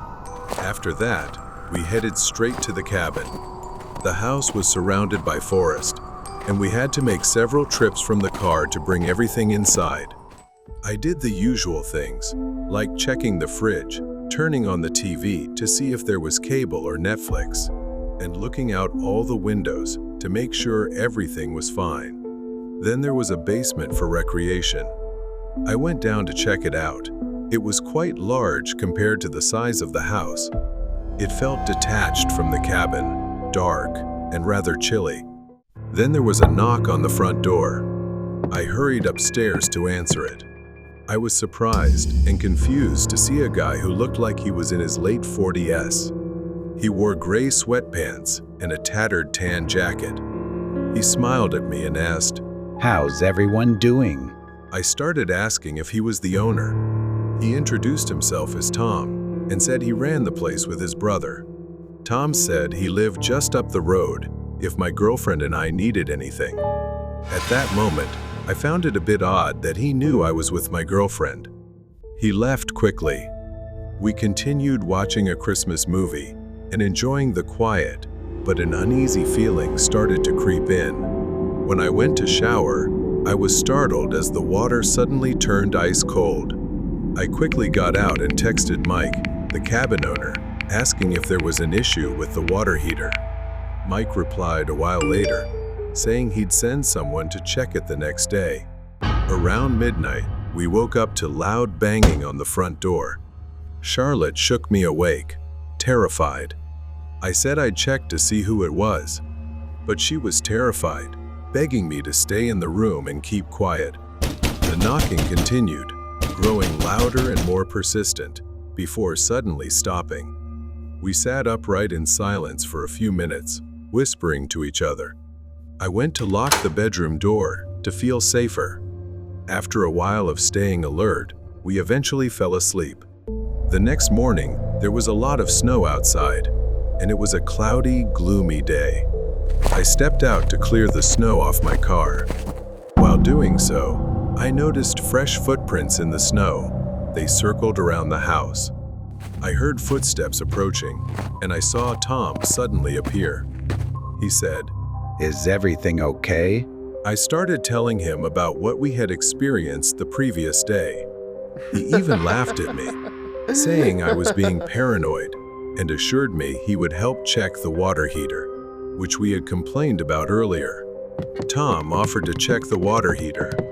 Reluctantly, I agreed to follow him to the basement. At that moment, I texted Mike that Tom was here and helping me check the water heater, but Mike hadn't replied yet. Once in the basement, Tom said he needed to grab some tools from the house next door. But then, he slammed the door shut, startling me, and I had no idea what was happening. Then I heard the click of a lock, indicating the door had been locked. Before I could react, my phone buzzed with a message from Mike. He texted, "Is Tom the plumber's name?" I replied, "No, he said he's your brother." Mike then replied, "No, who is this person?" Frozen with fear, I sent a voice message. "Help me. He's here, I'm trapped, and my girlfriend is in danger." Just then, Charlotte's scream rang out. I panicked, banging on the door. A moment later, the door finally opened. In a panic, I ran upstairs and saw Tom restraining Charlotte, covering her mouth. She saw me, and while he was distracted, hit his hand. In pain, he pushed her away. At that moment, I felt a surge of strength to protect my girlfriend. I charged at him and punched him in the face, causing him to collapse temporarily. During that moment, we managed to escape the house with great difficulty, running through the snow to reach our car and driving away immediately. When I called Mike for help, he immediately contacted the police. Mike apologized for the unfortunate events and called to report the man named Tom, who had impersonated his brother. The story behind Tom's behavior involved a psychological trauma from his past. His partner had abandoned him for an extended period. He began impersonating the homeowner's brother to easily infiltrate couples' lives, creating a sense of familiarity, then stalking and observing them when they weren't paying attention, ultimately plotting to harm and separate them. Charlotte and I finally understood the reason behind Tom's behavior, and although we escaped the danger, we could never forget the terrifying hours we endured. The shadow of the truth of school. Everything began when rumors spread across the school about a series of students mysteriously disappearing. The administration remained silent, with no official statements, but whispers filled the hallways. Lena was a quiet, diligent student who often immersed herself in schoolwork. She loved solving puzzles, seeking answers to difficult questions, and spending hours reading books. Some people said the students had run away. Others believed something darker was happening. Lena noticed the growing number of empty seats in her class, the somber faces of teachers, and the whispered conversations among students created a heavy atmosphere, and a sense of unease loomed over the school. Lena, always logical, dismissed the idea of anything supernatural or strange. But when Anna, a classmate she'd known for years, vanished without a trace, Lena became increasingly curious.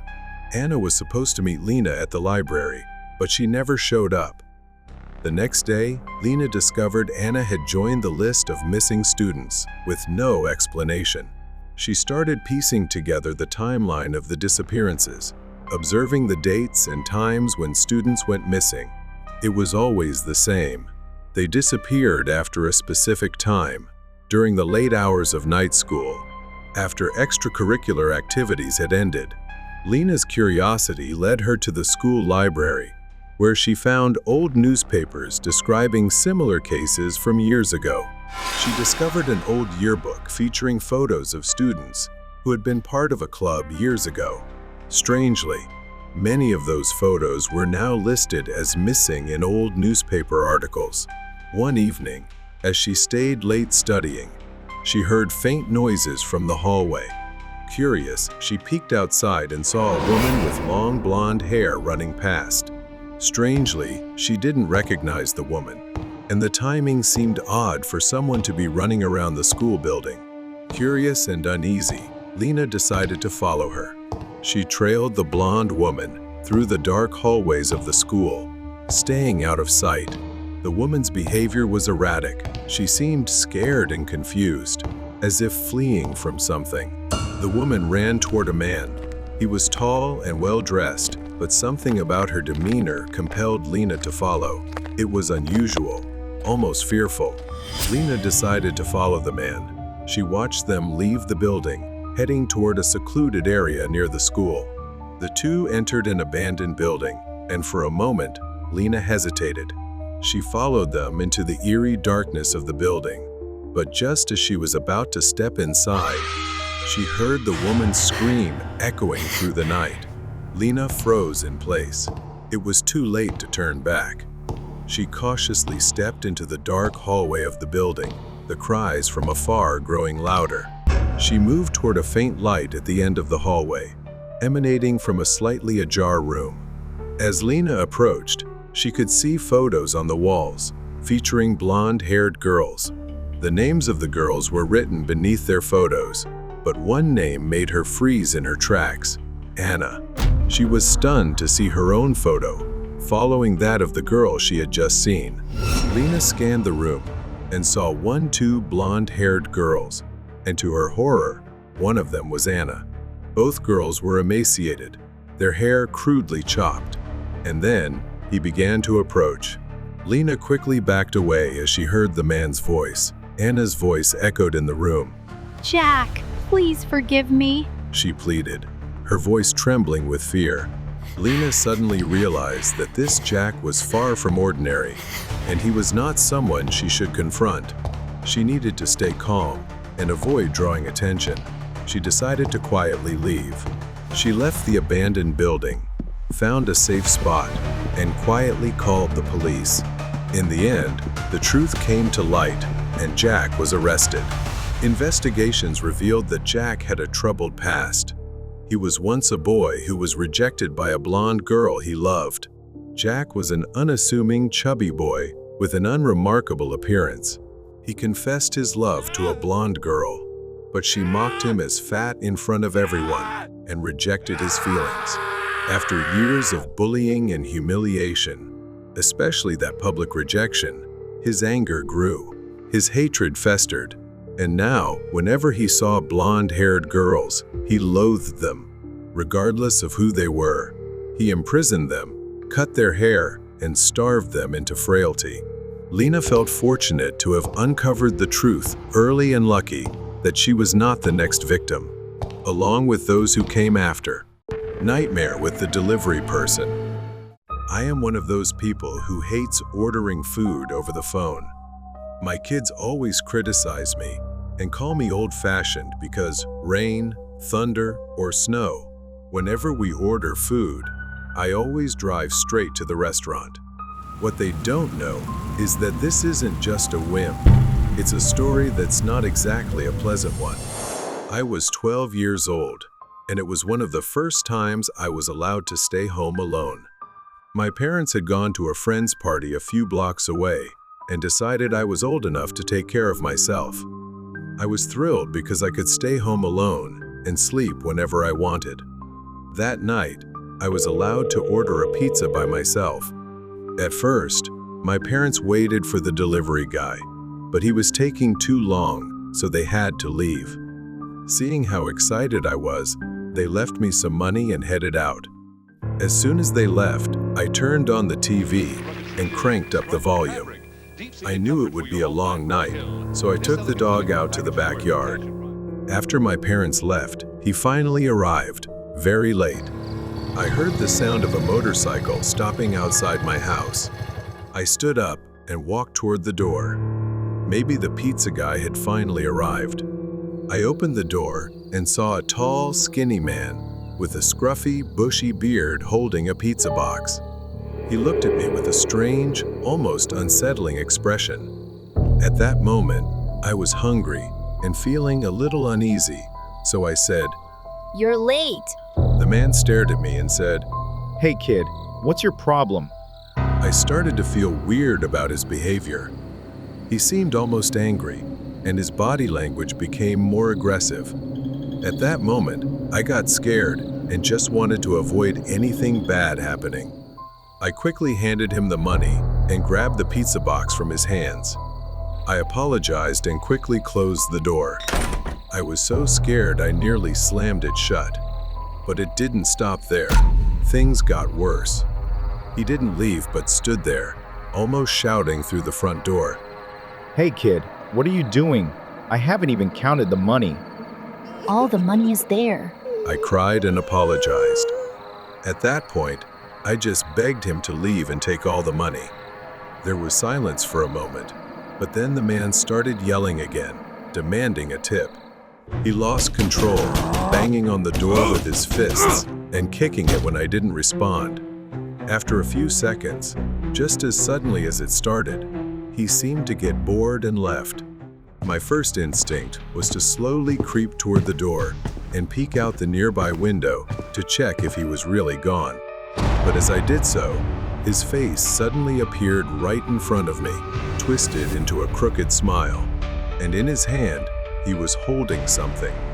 When I realized he was holding a baseball bat, I panicked, frantically hiding under the bed, hoping he wouldn't find me. Meanwhile, he pounded on the door with the baseball bat, and after a few strikes at the lock, the door burst open and he entered my house. He went straight to the wardrobe, where I almost hid, and began smashing it violently.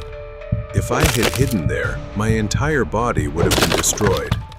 He left the room and headed straight for the backyard, suspecting I might escape there. My dog immediately attacked him, but at that moment, I heard my dog whimper. I realized something had happened to him, and I couldn't hold back the overwhelming sadness. He moved like a shadow, storming toward where I was hiding, his face twisted in anger. Where are you, kid? I know you're hiding somewhere.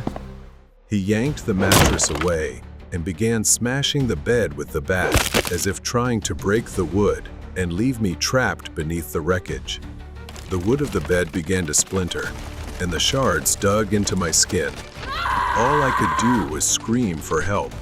As if answering my prayers, two of my neighbors burst in from behind and tackled him to the floor. He quickly got back up, grabbing the bat and trying to swing at them, but one of the neighbors managed to wrestle it away. Then he fled immediately.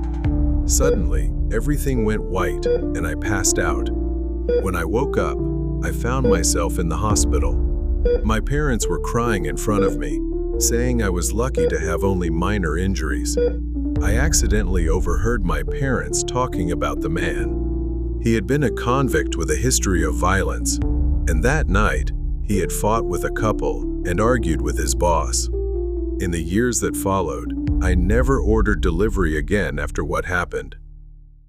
Strange Grinch toy. Ethan had always been fascinated by the Grinch. His house was filled with Grinch memorabilia, from posters to collectibles. He viewed the Grinch as a misunderstood genius, and his collection was a tribute to this eccentric character. One day, while wandering through a flea market, Ethan stumbled upon an old, dusty Grinch toy. It was unlike anything he had ever seen. Its fur was matted and patchy, its grin unnaturally wide, and its eyes impossibly deep. When Ethan picked it up, it was warm. Not warm as if it had been sitting in the sun, but warm as if it were alive. His chest tightened, and he reassured himself it was just excitement. Ethan asked the seller for the price, but the man didn't even look at him. He muttered, "Take it, it's free," and told him to leave. Ethan placed the toy on the shelf in the center of his Grinch collection. As he stared at it, a creeping sensation ran down his spine, as if it were staring back. That's when things started to go wrong. The presence of the toy made him uneasy, and Ethan began hearing whispers in his house. As the days went by, every time he passed a mirror, his reflection became distorted. Sometimes his face would morph into a grotesque Grinch-like grin. Before it returned to normal, the decorations around his house seemed different. The Grinch figurines on his shelf appeared to change. When Ethan wasn't paying attention, their grins thinned, their eyes deepened. The whispers grew louder, and everything felt stranger. And then the dreams began to haunt him. In his dreams, Ethan saw him every night, tormented by a taller version of the Grinch. It had patchy green fur, a jagged, wide grin, and eyes glowing with malice. The Grinch watched Ethan from the foot of his bed, whispering things Ethan couldn't understand, but one phrase stuck with him. Come with me. Ethan woke up drenched in sweat, his heart racing. He couldn't shake the feeling that something was terribly wrong. His obsession with the Grinch now seemed to control him. That's when Ethan began digging.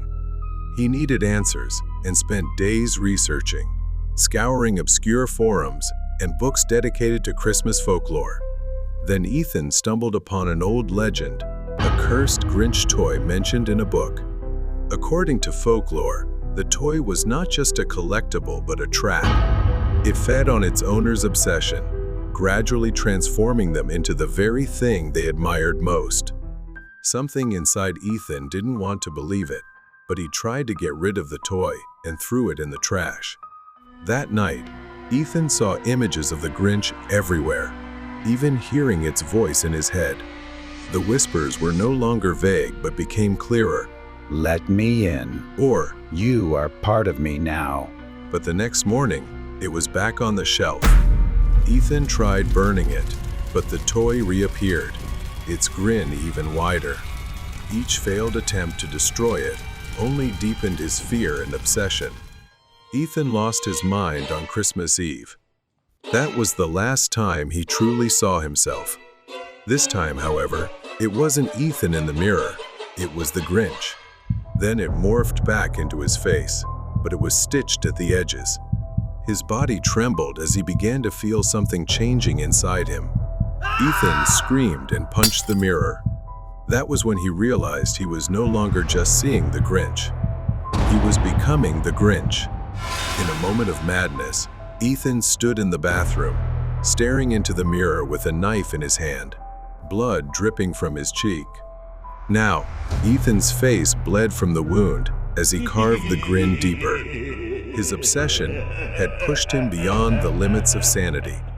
When he woke up, he was in a psychiatric hospital, surrounded by doctors and nurses who deemed him dangerous. He had harmed himself. They couldn't comprehend the curse that had consumed him. His neighbors had brought him there due to his madness. They mocked him, calling him Grinch, not realizing that what Ethan saw was real. Every night, Ethan would still see it, the Grinch, standing in the dark corner of his room, flashing a sinister grin. The deadly farewell. The fluorescent lights flickered overhead as I walked through the sterile hallway of the hospital. I had worked here for years, the smell of antiseptic and the beeping of monitors ingrained in my senses. But lately, something felt different, something that always sent a chill down my spine. My patients came in all ages, but there was one little girl named Tira, perhaps the youngest patient in the hospital. Tira was a sweet child. She often wandered the halls and talked to other patients, though she was mostly alone. One night, while working a night shift, I was doing my rounds as usual. In the empty, long corridor, I heard two people talking softly. It was late, and all patients were supposed to be asleep. I followed the sound, which was coming from room 203. As I carefully opened the door to check, I saw her. Tira was standing near the patient's bed, smiling at me mysteriously and greeting me. But my sudden appearance didn't startle her at all. I reminded her that it was past bedtime and asked what she was doing there. She replied, Nothing. I just came to say goodbye to George. George was the patient in room 203. He had recently undergone major surgery. Though Tira seemed calm to me, I noticed George's face. He looked terrified and extremely pale. When I turned to remind her and take Tira back to her room, she had vanished as quickly as if she'd never been there. The next day, I went home around 4 a.m. after my night shift ended. It was my day off, so I slept the entire day. When I returned to work and walked past room 203, I thought about checking on George. But when I opened the door, I found a different patient. And I was informed that George had passed away the previous day. I stood frozen in the hallway, suddenly remembering when I asked Tira what she was doing in George's room. She said she came to say goodbye. But why goodbye? Shouldn't it have been good night? Something was very strange. Every time I encountered little Tira, I would find her wandering the empty hallways at night, talking to someone or entering a room. At first, I was skeptical, but I noticed that her presence seemed to coincide with the moments just before a patient passed away. Could she possess the strange ability to know when someone was about to die? Then I searched the hospital records. Tira wasn't listed anywhere. There was no information about her being admitted, and no legal guardianship papers on file. I was stunned. I gradually became obsessed with Tira's story and started investigating her background. My suspicions grew when I learned from a nurse that Tira had died in the hospital just a few months ago after falling down the stairs. However, the nurse insisted the incident was ruled an accident, and the hospital never made it public. My mind reeled. How could Tira still be here if she was dead? I started piecing things together, and a chilling thought struck me. Perhaps Tira's spirit was still lingering here. One day, when I dozed off at my desk, I saw her. She was sitting, crying in my dream. I slowly approached Tira. Tira turned to face me, her pale face and empty eyes brimming with a profound sadness. She said, I've been waiting for you, Dr. Cooper. You're the only one who can help me. I stood frozen, the air thick with fear, or perhaps confusion. I asked Tira, Help you? Tell me how. Tira's ghost stepped closer, her small hand reaching toward me. She whispered painfully. The experiment. The experiment killed me. I jolted awake at my desk, drenched in sweat from what I had seen. It was too real, like a cry for help. I knew I needed to act. I dug through old records, my hands trembling. I found it, just a copy, a part of a plan I'd never seen before. It all seemed to point to a dark secret. The deeper I delved into Tira's past, the more I realized her death was no accident.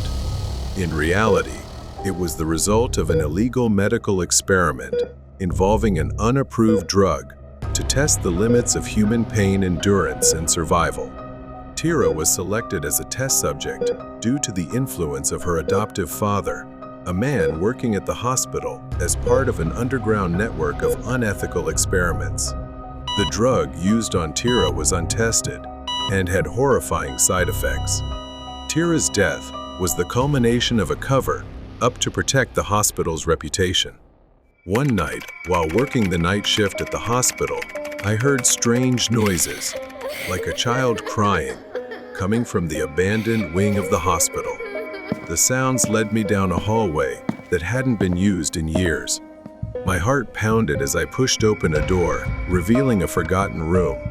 Tira stood there, her figure faint in the dim light, her eyes filled with sadness and pain. She told me that she couldn't leave, and that she had been trapped in the hospital ever since her death. Her spirit was tethered to the hospital, bound to the hallways, unable to move on until the truth about her death was revealed.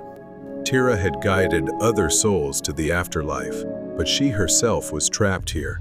When I made my final efforts to reveal the truth, the hospital management and the girl's adoptive father tried to discredit me, even going to great lengths to silence me by threatening my career. The hallways were empty, the hospital eerily silent. I walked through them, knowing they were trying to stop me. But I didn't falter, and I was determined to report everything to the authorities, ensuring that those responsible would be held accountable. As the authorities investigated, I stood in a patient's room, moonlight streaming through the window. I saw the silhouette of a little girl standing behind me. It was Tira, appearing now in a more peaceful form. She smiled, her eyes filled with gratitude. She thanked me, her voice gentle, as her figure began to fade away. Tira's departure finally brought clarity. The hospital faced public outrage, and the administration was forced to shut down. Her adoptive father was arrested for his involvement in the illegal experiments, and justice was served. Although Tira's ghost was gone, the darkness of the hospital remained, reminding me that the line between life and death, between justice and illegality, is often much thinner than we imagine. We met a crazy clown in the woods. In the summer of 2016, amid bizarre clown sightings across the USA, I stayed at our friend Milo's house, which bordered a dense forest. After a day of movies and snacks, we felt restless and decided to take a late-night walk. Armed with flashlights, we ventured into the forest at 2 a.m., our conversation mingling with the sounds of the night. By 2:45 a.m., we reached a clearing with an old, creaky playground, until Milo pointed towards the old restroom building. There, partially illuminated by our flashlights, stood a man in a tattered blood red clown suit. Unlike the playful clowns from childhood, this one was menacing. His face was pale, with smudged makeup and a wide, eerie grin. His hair was a tangled mess of red and black. Paralyzed with fear, we watched as the clown stared at us, his head tilted to one side. Then, he started walking towards us, slow but deliberate. Panic surged through us, and we instinctively backed away, trying to decide whether to flee or confront the figure. Suddenly, the clown broke into a sprint. Help me! That was all the motivation we needed. We turned and ran as fast as we could back towards Milo's house, the forest path a blur beneath our feet. After what felt like an eternity, we burst out of the forest and onto the road in front of Milo's house. We glanced back and saw the clown standing at the forest's edge, partially illuminated by the streetlight. He had stopped running but was still watching us, his sinister grin visible even from a distance. In his hand, he held a big rusty axe. We didn't wait to see what he would do next. We bolted into Milo's house, slamming the door shut behind us. Milo's parents were out of town, so it was just the two of us, alone and terrified.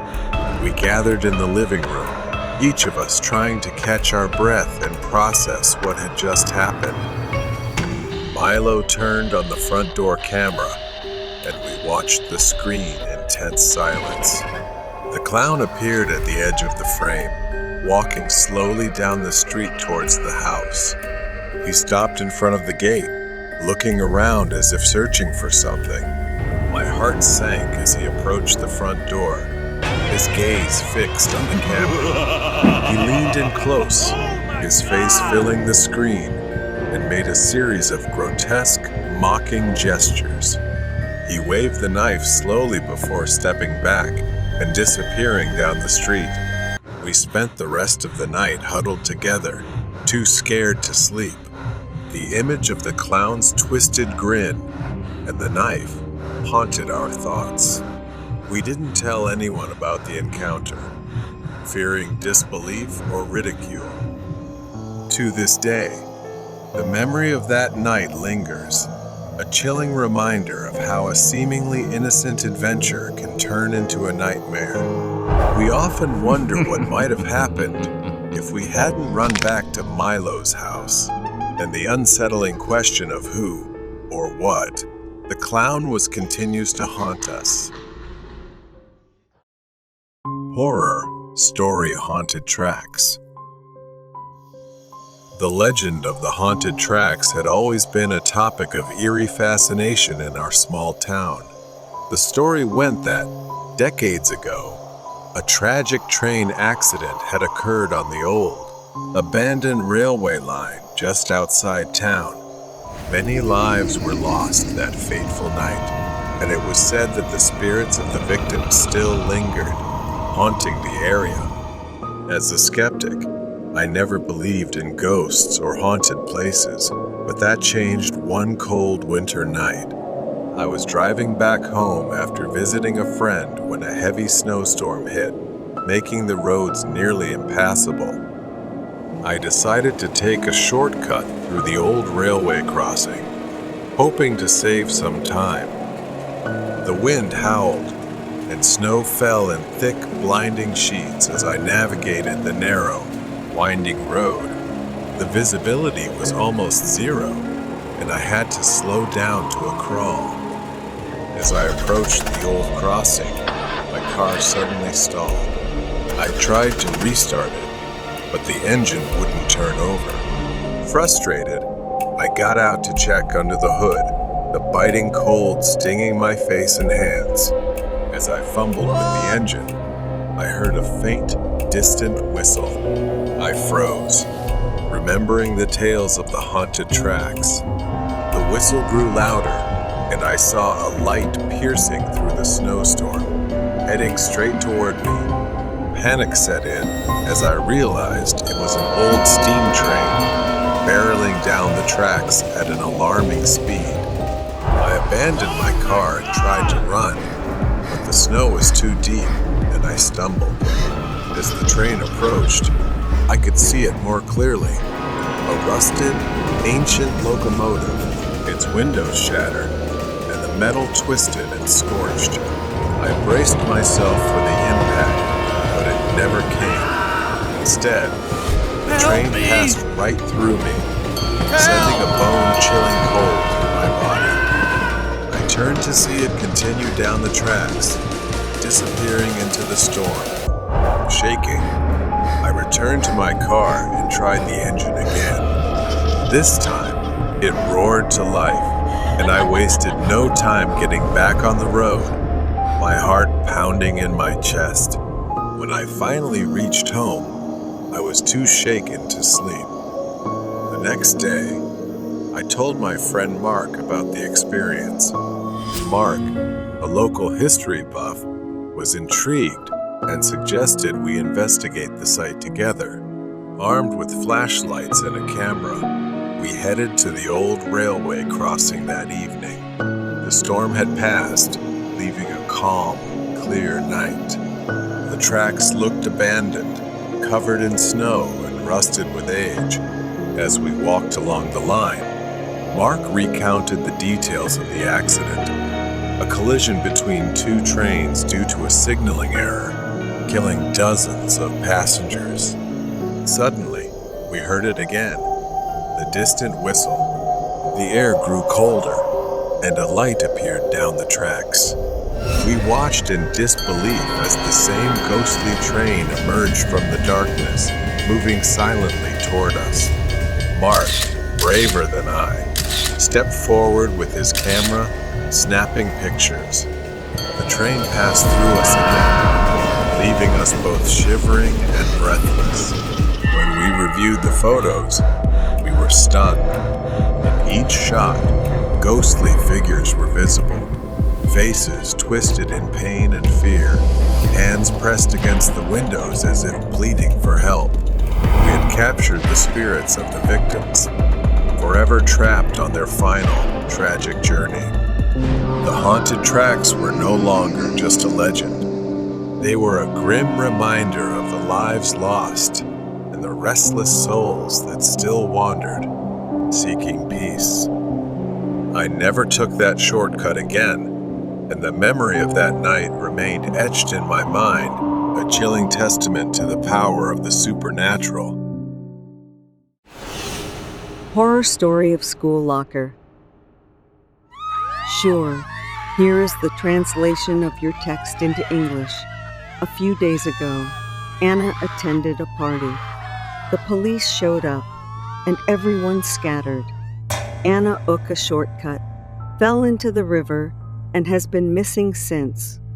When they found her, she was no longer alive. She had passed away. The principal asked Kat to clean out Anna's locker. It had been a week since the funeral, and ANA's. Mother still hadn't come to collect her belongings. Kat nodded, feeling both curious and fearful. Anna had been one of the popular girls, always surrounded by friends. The news of her sudden death had shocked everyone. She wasn't like that. I was quite shy and had almost no friends. She approached the locker, its dull gray door a stark contrast to the vibrant memories of its owner. She twisted the combination lock, and with a metallic click, it opened. Inside, the locker was neatly organized. It only took her a few minutes to scoop Anna's belongings into her backpack. There were just a few textbooks, a small makeup pouch, and a neatly folded scarf remaining. As she reached in to gather the items, a strange gust of wind brushed against the back of her neck, sending a shiver down her spine. She glanced around, but the hallway was empty. She picked up the scarf, its silk smooth and cool. She remembered that Anna always wore this scarf like a treasured possession. It seemed that she really loved it. Suddenly, a whisper echoed in the confined space, telling her that the scarf was beautiful and would suit her perfectly. Her heart pounded. Perhaps she had imagined it. She continued cleaning the locker, but the unease lingered.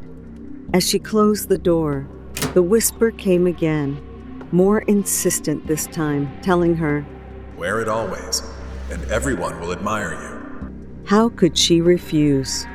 Even as goosebumps rose on her skin, she nodded and tied the scarf around her neck. Although it was silk, it felt heavy, pressing down on her bones.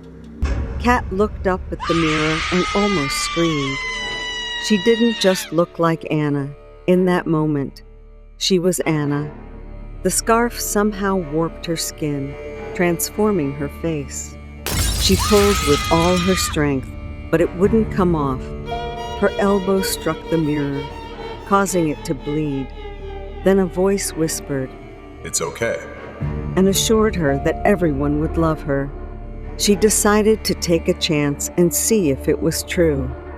Days passed, and she began to notice changes. People who had never acknowledged her before started to smile and greet her. The popular crowd invited her to sit with them at lunch. Kat enjoyed the attention she was receiving.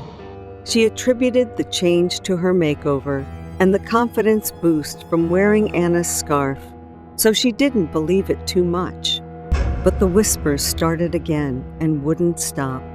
Every time she looked in the mirror, she saw Anna's reflection staring back at her, smiling that familiar, haunting smile.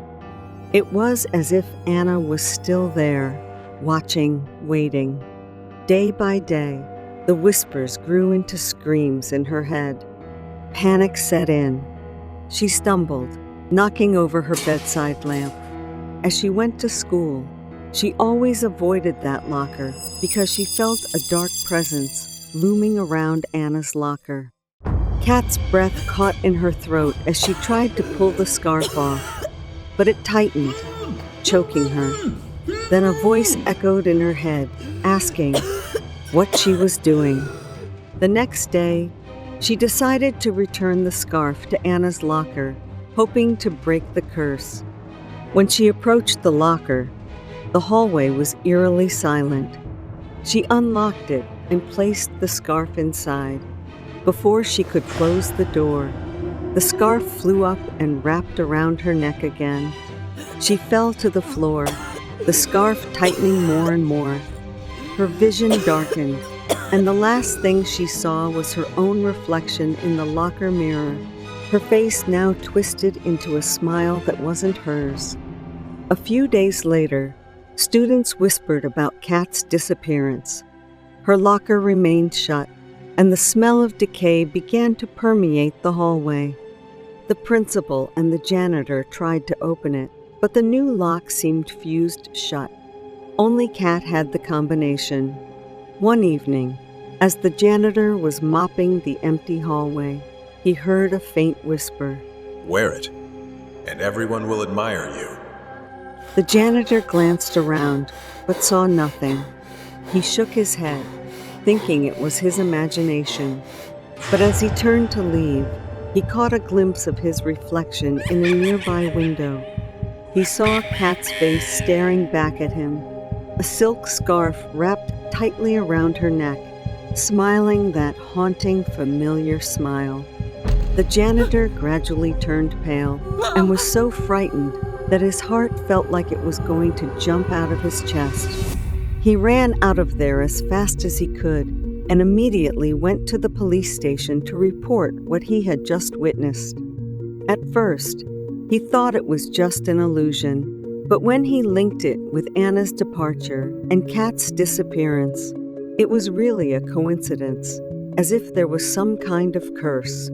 Sometime later, the police came and took the cabinet out of the school. The mystery of Kat's disappearance and the scarf remains a mystery that no one wants to talk about. Strange clown in the parking lot. It was a chilly October evening in 2016, just a few weeks before Halloween. My friends, Jake and Sarah, and I decided to catch a late-night movie at the local theater. After the movie, which ended around midnight, we lingered in the parking lot, chatting and enjoying the crisp autumn air. The parking lot was mostly empty, illuminated by a few dim streetlights, creating long shadows that danced eerily around us. As we laughed about the horror movie we had just seen, Jake suddenly fell silent, staring behind us. We turned to see a clown standing by an old, beat-up car at the edge of the parking lot. He was dressed in a dirty, oversized clown suit with a red wig and smeared white face paint. Unlike the clowns at birthday parties, this one had a sinister air about him, his smile too wide and his eyes too dark. At first, we thought it was a prank. After all, clown sightings had become a bizarre trend that year. But as he started walking towards us, the playful notion quickly vanished. His movements were slow and deliberate, and in his gloved hand, he held a balloon that bobbed menacingly with each step. Nervously, we decided to head to Jake's car, which was parked a short distance away. We tried to act casual, but our pace quickened with each step. The clown followed, maintaining a steady, unnerving pace. My heart pounded as we reached the car and scrambled inside. Jake fumbled with the keys, his hands shaking. Just as we locked the doors, the clown reached the car. He leaned against the driver's side window, his face inches away from Jake's. He pressed the balloon against the glass and slowly dragged his finger down the window, leaving a streak in the condensation. We could see his eyes clearly now, cold and calculating. He tapped on the glass, the sound echoing in the silent parking lot. We were frozen with fear, unsure of what to do next. The clown then moved to the front of the car, standing directly in the headlights. He reached into his oversized pocket and pulled out a long, jagged knife. The sight of the blade sent a fresh wave of panic through us. Jake finally snapped out of his shock and started the car. The engine roared to life, and the clown took a step back, still smiling that unsettling smile. We peeled out of the parking lot, tires screeching, and didn't stop until we were miles away, parked in front of a 24-hour diner. We sat in the car, catching our breath and trying to make sense of what had just happened. We debated calling the police, but without any real harm done, we doubted they'd take us seriously. In the end, we decided to keep the story to ourselves, not wanting to relive the terrifying encounter. To this day, the image of that clown and his menacing smile haunts us. We often wonder what his intentions were and shudder at the thought of what might have happened if we hadn't reached the car in time. The experience left a lasting impression, a chilling reminder that sometimes the scariest encounters are the ones that seem to step straight out of a nightmare. The crazy mother on campus. Exam season had arrived, and normally our school library would close, but because of the exams, the school decided to keep it open until midnight. My house is not far from the school, so instead of studying at home, I prefer to study in the quiet and peaceful library. That day, I left home at 6 o'clock, engrossed in my studies, and didn't realize that it was already 10 p.m. I had never stayed this late before. The ticking clock was loud, each second echoing in the emptiness, signaling that it was nearly midnight. Strangely, there were hardly any students studying at that hour. It was absolute silence. I finished my work and headed home. The library is at the end of the hallway, so as usual, I walked down the long, dark corridor of the school. But today, I felt an unusual chill in the air. It was empty and the silence was suffocating.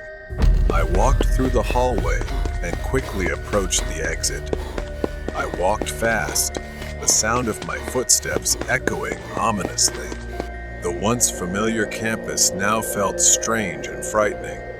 The trees swayed gently in the wind, their branches like skeletal fingers reaching out. The path narrowed as I entered the school garden, the lights becoming fewer. A sudden loud snap of a branch made me stop dead in my tracks. I spun around, heart racing, but saw only shadows. Exhausted and hungry, I could barely walk properly. I kept my eyes on the ground as I walked. From the darkness, a figure emerged, It was a woman walking with a strange, crippled gait. Her legs seemed twisted, making it difficult for her to walk. She moved like a zombie. Now I was close enough to see her clearly. Her clothes were torn and filthy, her hair hanging in tangled clumps around her ghostly pale face. My heart pounded in my chest as the woman limped toward me, her eyes staring as if she wanted to pounce on me.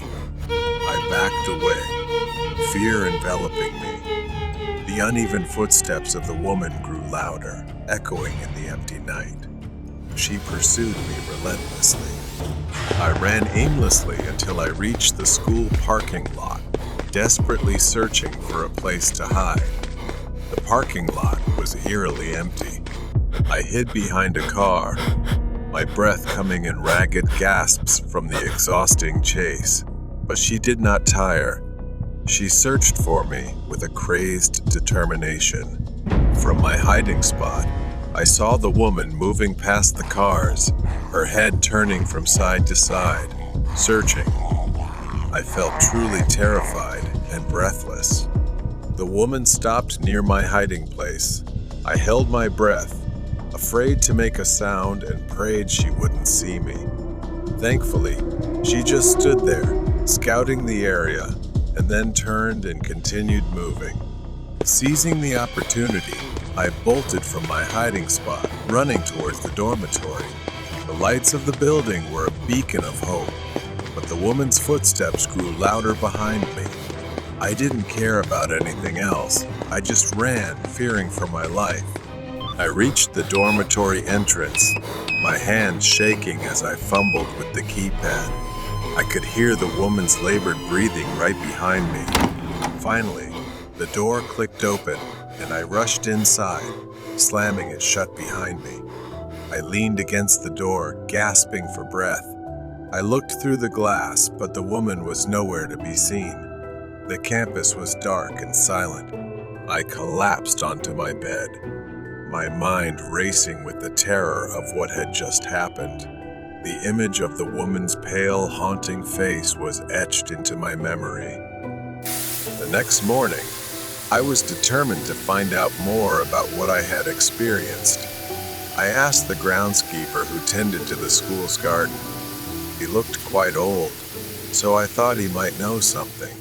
I asked him, and he said that in 1998, there was a 32-year-old woman who had a 20-year-old daughter who also attended this school. One day, while playing with her friends, the daughter mysteriously had an accident on the school grounds and died. The mother couldn't bear the thought that her daughter might have been bullied or something terrible had happened to her that she didn't know about. Losing her daughter drove her mad, and she would appear and disappear erratically. I decided I would never walk alone on the school grounds again. For the sake of my safety, the danger was too real and could strike at any moment. The creepy secret of the cheap motel. On our anniversary, we had a memorable time in every sense at an old suburban area. The bus ride took forever, and before we knew it, the sun was setting. Since we traveled by bus, it took more time, and soon it was evening. I didn't realize it was festival season there, so it was quite expensive and crowded. We found a very cheap place to stay, although it was a bit hard to find. I think the problem was that we entered any nearby place without considering the location. We prepared a simple dinner, shared stories, and then picked a movie to watch together. Suddenly, Min told me she started feeling a bit tired and dizzy, probably exhausted from the whole day. We decided to go to bed early to be ready for our plans the next day. I quickly fell asleep.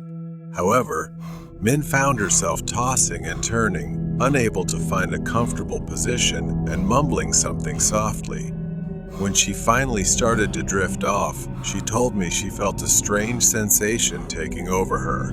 Suddenly, my eyes opened for no reason. I usually sleep deeply and rarely wake up in the middle of the night unless someone shakes me awake. But my girlfriend, who was sleeping next to me, turned over, and I woke up due to her movement. Around midnight, Min started tossing and turning in her sleep. Her face was contorted with discomfort, and she began sweating profusely. Her skin was pale and clammy, and her breathing became strange and irregular. I opened my eyes slightly and saw my girlfriend get up and walk to the bathroom. Her movements were stiff, almost puppet-like, as if an invisible force was guiding her. At that moment, I saw a dark shadow following her. It wasn't her shadow because it had no hair on its head. Instead, it was a black figure with hands and feet moving independently, not matching her movements. It had no eyes, nose, or mouth, but it resembled a human figure. I don't believe in ghosts or supernatural phenomena without scientific evidence, but I definitely thought something was wrong. When I fully woke up, I jumped out of bed and ran to the bathroom where my girlfriend had gone. I tried to open the door, but it wouldn't budge. Then, I heard the laughter of a middle-aged man from inside. I remember it clearly because I wasn't drunk and was definitely alert. Slowly turning the locked doorknob, I shouted my girlfriend's name. "Open the door." I stood outside the bathroom, anxiety engulfing me. But there was no sound from inside, and the door remained closed. I still can't recall if the next part was a dream or reality. The laughter grew louder and more terrifying. I hesitated, but finally mustered the courage to open the door, only to find the bathroom empty. I thought long and hard about what had happened and went back to bed to try and collect myself. Suddenly, the temperature in the room dropped, and I felt a chilling sensation run down my spine. I nearly fainted when I saw it. My girlfriend was standing on the bed, staring at me with wide eyes as if possessed by something, then gave me a terrifying smile. I had been dating her for nearly 2 years, but had never seen such a horrifying smile before. Her eyes, once warm and loving, now held a chilling emptiness. She laughed again, the sound echoing through the room, sending shivers down my spine. I grabbed her shoulders and shook her hard, but she just fell back into sleep. I couldn't sleep that night and waited until morning with my eyes wide open. Min woke up and advanced towards me, her laughter becoming louder and more hysterical. I recoiled, my mind scrambling to make sense of the situation. The previously cozy bedroom had transformed into a nightmarish enclosure. I tried to reach Min, hoping to pull her out of whatever trance she was in. She went silent, her body collapsing to the floor like a puppet with its strings cut. I immediately took her to the hospital because she had fainted, feeling less afraid in the daylight despite not believing much in the supernatural. I began to clean up and quickly got out of the rental. As we left the rental, I asked her if she remembered anything from the previous night, but she seemed unaware of what had happened. I didn't tell her anything because I thought she would be scared if I detailed the events. But now, after 10 years, I suddenly recalled the incident and started researching the rental. It turns out that there had been several murders and suicides there over the past few decades. The media didn't directly mention the name of the place, but I'm certain it's the right one after. Reading some reviews about the accommodation. Horror, story, red bracelet. I have worked at the hospital for 10 years, something I am very proud of. Most people I meet here have an average working time of just 1 year. The shortest time someone stayed was 1 week. Working here is not easy. They say staff are cursed if they do something wrong. Lights fall on people's heads, they slip on completely dry floors, and fires frequently break out. Patients sometimes become inexplicably violent.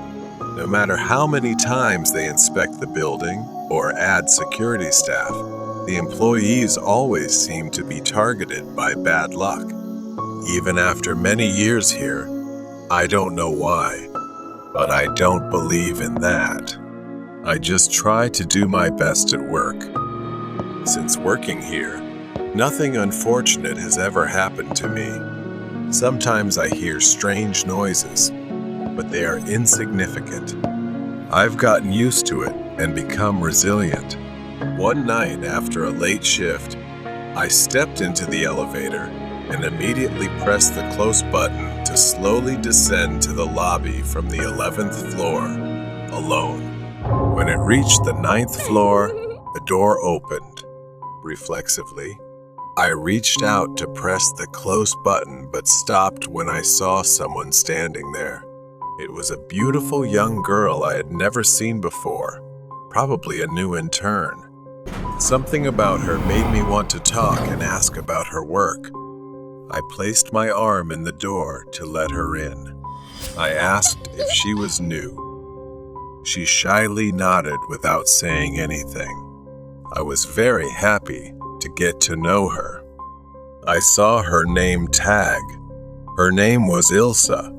Every night after that, after my shift, at the same time on the 9th floor, Ilsa would be standing there waiting. This surprised me, but I thought it was just a coincidence. She didn't say anything, just bowed her head shy. For the first time in a long while, I decided to open up and make a new friend. One night, while going down in the elevator, as expected, the door opened on the 9th floor where Ilsa was waiting to get in. I decided to ask if she would like to have a drink with me. As soon as she stepped in, she heard a loud noise at the end of the hallway. Both of us looked out. From the corner of the hallway, a dark figure of a man appeared. He was tall, limping, and heading straight for the elevator. Wait! The man called out, "And now." She immediately reached out her hand to hold the door. The man sped up and shouted, "Help me! Help!" As the man got closer, my stomach began to churn. Wait, something wasn't right with me. The man was now just a few steps away from the elevator. He waved at us, revealing a red wristband that was bleeding. I immediately pulled Ilsa back and closed the elevator door. He pounded on the door continuously. I recalled the cold, clinical atmosphere of the morgue. The bodies lay on metal slabs, each with a red wristband. The image of a young girl's lifeless hand, limp from the weight of the wristband, flashed through his mind. His heart pounded, a mix of confusion and fear. The elevator swayed, bringing Jazz back to the present.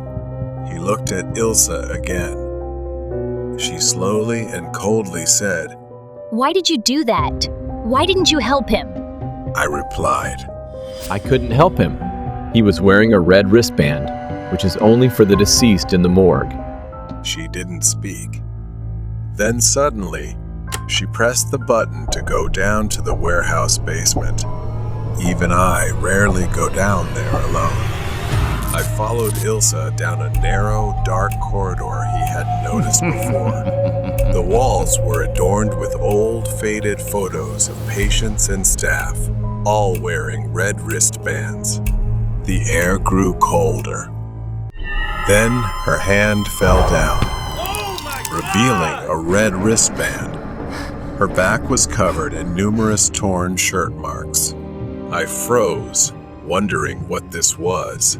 Dizzy, dreaming perhaps.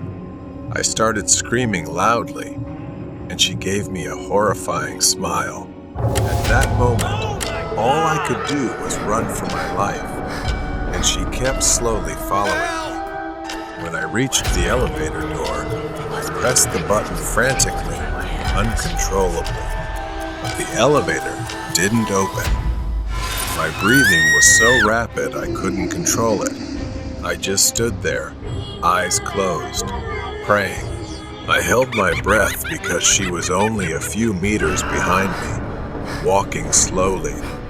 Without waiting any longer, I had to find the emergency exit to run up to the first floor. I ran like I had never run before. Thank God I escaped that dreadful, terrifying place. I might have stayed there too long. It was probably time to leave. The next day, I quit my job. Years later, after I left, I learned that it had been officially abandoned without any explanation. It was a horrifying and unforgettable experience for me. Highway Trapmaker. It had been a long day of driving for me. I glanced at the dashboard clock. It was nearly 9 p.m. I stopped at a small gas station, dimly lit, filled up the tank, and bought an energy drink from the store. The cool night air brushed against my face as I stretched before climbing back into the truck. With a 3-hour drive ahead, I settled into the seat, ready for the journey. The open road stretched out before me, desolate, bathed in the soft glow of the headlights. My only companion was the music playing through the cabin. I drifted a bit, feeling slightly drowsy, and quickly focused back on the road, allowing my mind to wander as I sipped my drink, hoping it would help keep me awake.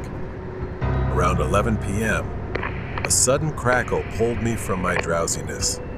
The sound came from the radio I had on the trucker channel. With everything so quiet, the noise startled me. Through the static, I thought I heard a voice, faint and unclear.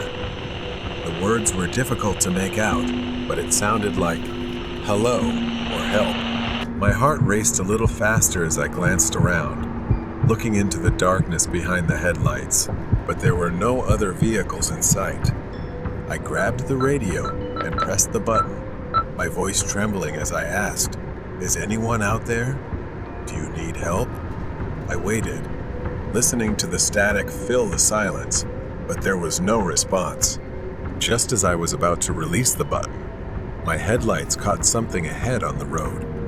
I slowed the truck down, coming to a stop as I saw a large rig parked in the middle of the road, motionless. It was strange. There were no signs of anyone around, no lights, nothing at all. I pulled over to the side and climbed out, the chill of the night air making me shiver. As I approached the rig, I called out, my voice breaking the strange silence. "Hello? Is anyone there?" But my voice was swallowed by the emptiness around me. I climbed into the open door of the truck and looked inside. My heart sank as I realized it was empty. There was no one inside. The driver's seat vacant, but a jacket hung over the passenger seat, a half-finished cup of coffee in the holder. The radio was silent now, but a faint static still lingered in the air. It was as if the driver had simply vanished. There were no signs of a struggle, no blood, no clues as to where they had gone. A shiver ran down my spine, and I felt an overwhelming urge to leave this place, a growing sense of unease gnawing at me. I stepped away from the rig, scanning my surroundings, my eyes sweeping over the dark fields on either side of the road. The tall grass swayed, casting eerie shadows that shifted under the moonlight. Then something peculiar caught my eye, a faded photo pinned to the dashboard. I squinted in the dim light, leaning in for a closer look. It was a family photo, the kind you might get at a cheap roadside stand. A man stood with his wife and daughter, smiling, carefree. I didn't recognize the man, but there was something in his expression that filled me with a sense of sadness. I stepped back, my gaze lingering on the photo as a chill ran down my spine. That's when I realized this truck wasn't just abandoned. Perhaps it was a trap, deliberately left here to lure someone, anyone, into this desolate stretch of road. A twig snapped behind me, the sudden noise cutting through the night like a knife. My instincts kicked in, and and I whipped around just in time to see a figure emerging from the darkness, their face obscured. My heart raced as I took a step back, my mind scrambling for a plan. I was alone, isolated, surrounded only by trees and an empty highway. I couldn't run. He would catch me in seconds. Thinking quickly, I scrambled back into the empty truck, my hands shaking as I rummaged through the cabin. I found a wrench on the floor and gripped it tightly, crouching down inside the truck, preparing myself as I listened for approaching footsteps. The figure approached the open door, his face finally illuminated by the moonlight. He was grinning widely, a cold, threatening smile that made me shudder, and I realized with horrifying clarity that he had done this before. He stepped closer, moving slowly and deliberately, savoring the fear in my eyes. But I wouldn't go down without a fight. I charged at him, swinging the wrench with all my might, catching him off guard. We stumbled out of the truck, struggling on the ground. The night came alive with the sounds of our scuffle, grunts and the scrape of shoes on gravel. He was stronger than I was, but desperation fueled me, making me fight harder, faster. I tried to break free, staggering to my feet as he pulled back, clutching his shoulder. For a moment, we just stared at each other, both of us breathing heavily, the tension thick and suffocating. I gripped the wrench tightly, ready, but he hesitated, a flicker of uncertainty passing over his face. I seized on his hesitation, advancing with the wrench raised. He stepped back, the threat in his eyes replaced with something else, perhaps fear. He turned and ran, disappearing into the darkness, the sound of his footsteps fading until there was nothing but silence. I climbed back into my truck, locking the doors as I settled into the seat, my hands still trembling from what had just happened. I reached for the radio, my voice barely above a whisper as I called for help, my words spilling out in a rush. I told them everything. The abandoned truck, the photo, the man who attacked me. They assured me that help was on the way, that the police would be there soon. The flashing lights of the police car cut through the night, a relief after feeling like the darkness stretched on forever. I watched as the officers investigated the scene, their flashlights casting long, eerie shadows on the ground. One of the officers approached me, his expression grim as he recounted what they had found. The truck belonged to a man reported missing weeks ago. A man with a family, a wife and young daughter. They suspected foul play, but there was currently no sign of him. The man, they found footprints leading into the woods, but they ended abruptly, as if he had vanished into thin air. It was as if the darkness itself had swallowed him, leaving nothing but an unsettling silence. The sun began to rise as I sat in the truck. The police had temporarily concluded their investigation, saying they would keep me updated, that they would do everything they could to find the missing man and bring the attacker to justice. I took a deep breath, gripping the steering wheel tightly. I didn't know what awaited me ahead, but I knew one thing. I had survived that night and escaped the trap he had set. A few days later, I was called to the police station to discuss the investigation. A policeman sat across from me, his eyes serious as he flipped through a thick stack of papers. He explains that they have identified both the attacker and the missing man, piecing together the details of a dark plot. The attacker, a vagrant with a violent history, was responsible for a series of disappearances along this stretch of highway. He preyed on both truckers and tourists, luring them in with abandoned cars, like the one I found, using them as bait to satisfy his twisted sense of control. The man in the photo is one of his victims, but this time, the attacker did not escape. After he ran away from me that night, he made a mistake, leaving behind clues that led the police to him. They find him hiding in an old, dilapidated farmhouse on the outskirts of town, the walls covered with memorabilia stolen from his victims. The officer who showed me the photo from the abandoned truck now sealed in a plastic evidence bag, told me they would notify the victim's family. I stared at the photo, feeling a mixture of relief and bitterness, knowing that this monster would no longer haunt the highway, no longer tear apart the lives of innocent people. Stranger at the campsite. A woman, Lena, in her 20s, stood at the edge of the familiar trail leading to her campsite. Her hiking backpack was slung over her shoulders, and a neatly rolled up tent was strapped to it. She breathed in the fresh air, savoring the tranquility of nature. Lena had been camping here for years, escaping the monotony of her small town. The forest was her refuge. Lena moved forward, following the trail leading to the lake. The setting sun filtered through the trees. She felt at home here, but today, a strange unease crept into her chest. As Lena rounded the corner and arrived at the clearing by the lake, her heart skipped a beat. Standing near the water's edge was a man. He appeared to be in his 40s, wearing regular swim trunks and a faded white t-shirt. His small tent was already set up, not far from where hers would be.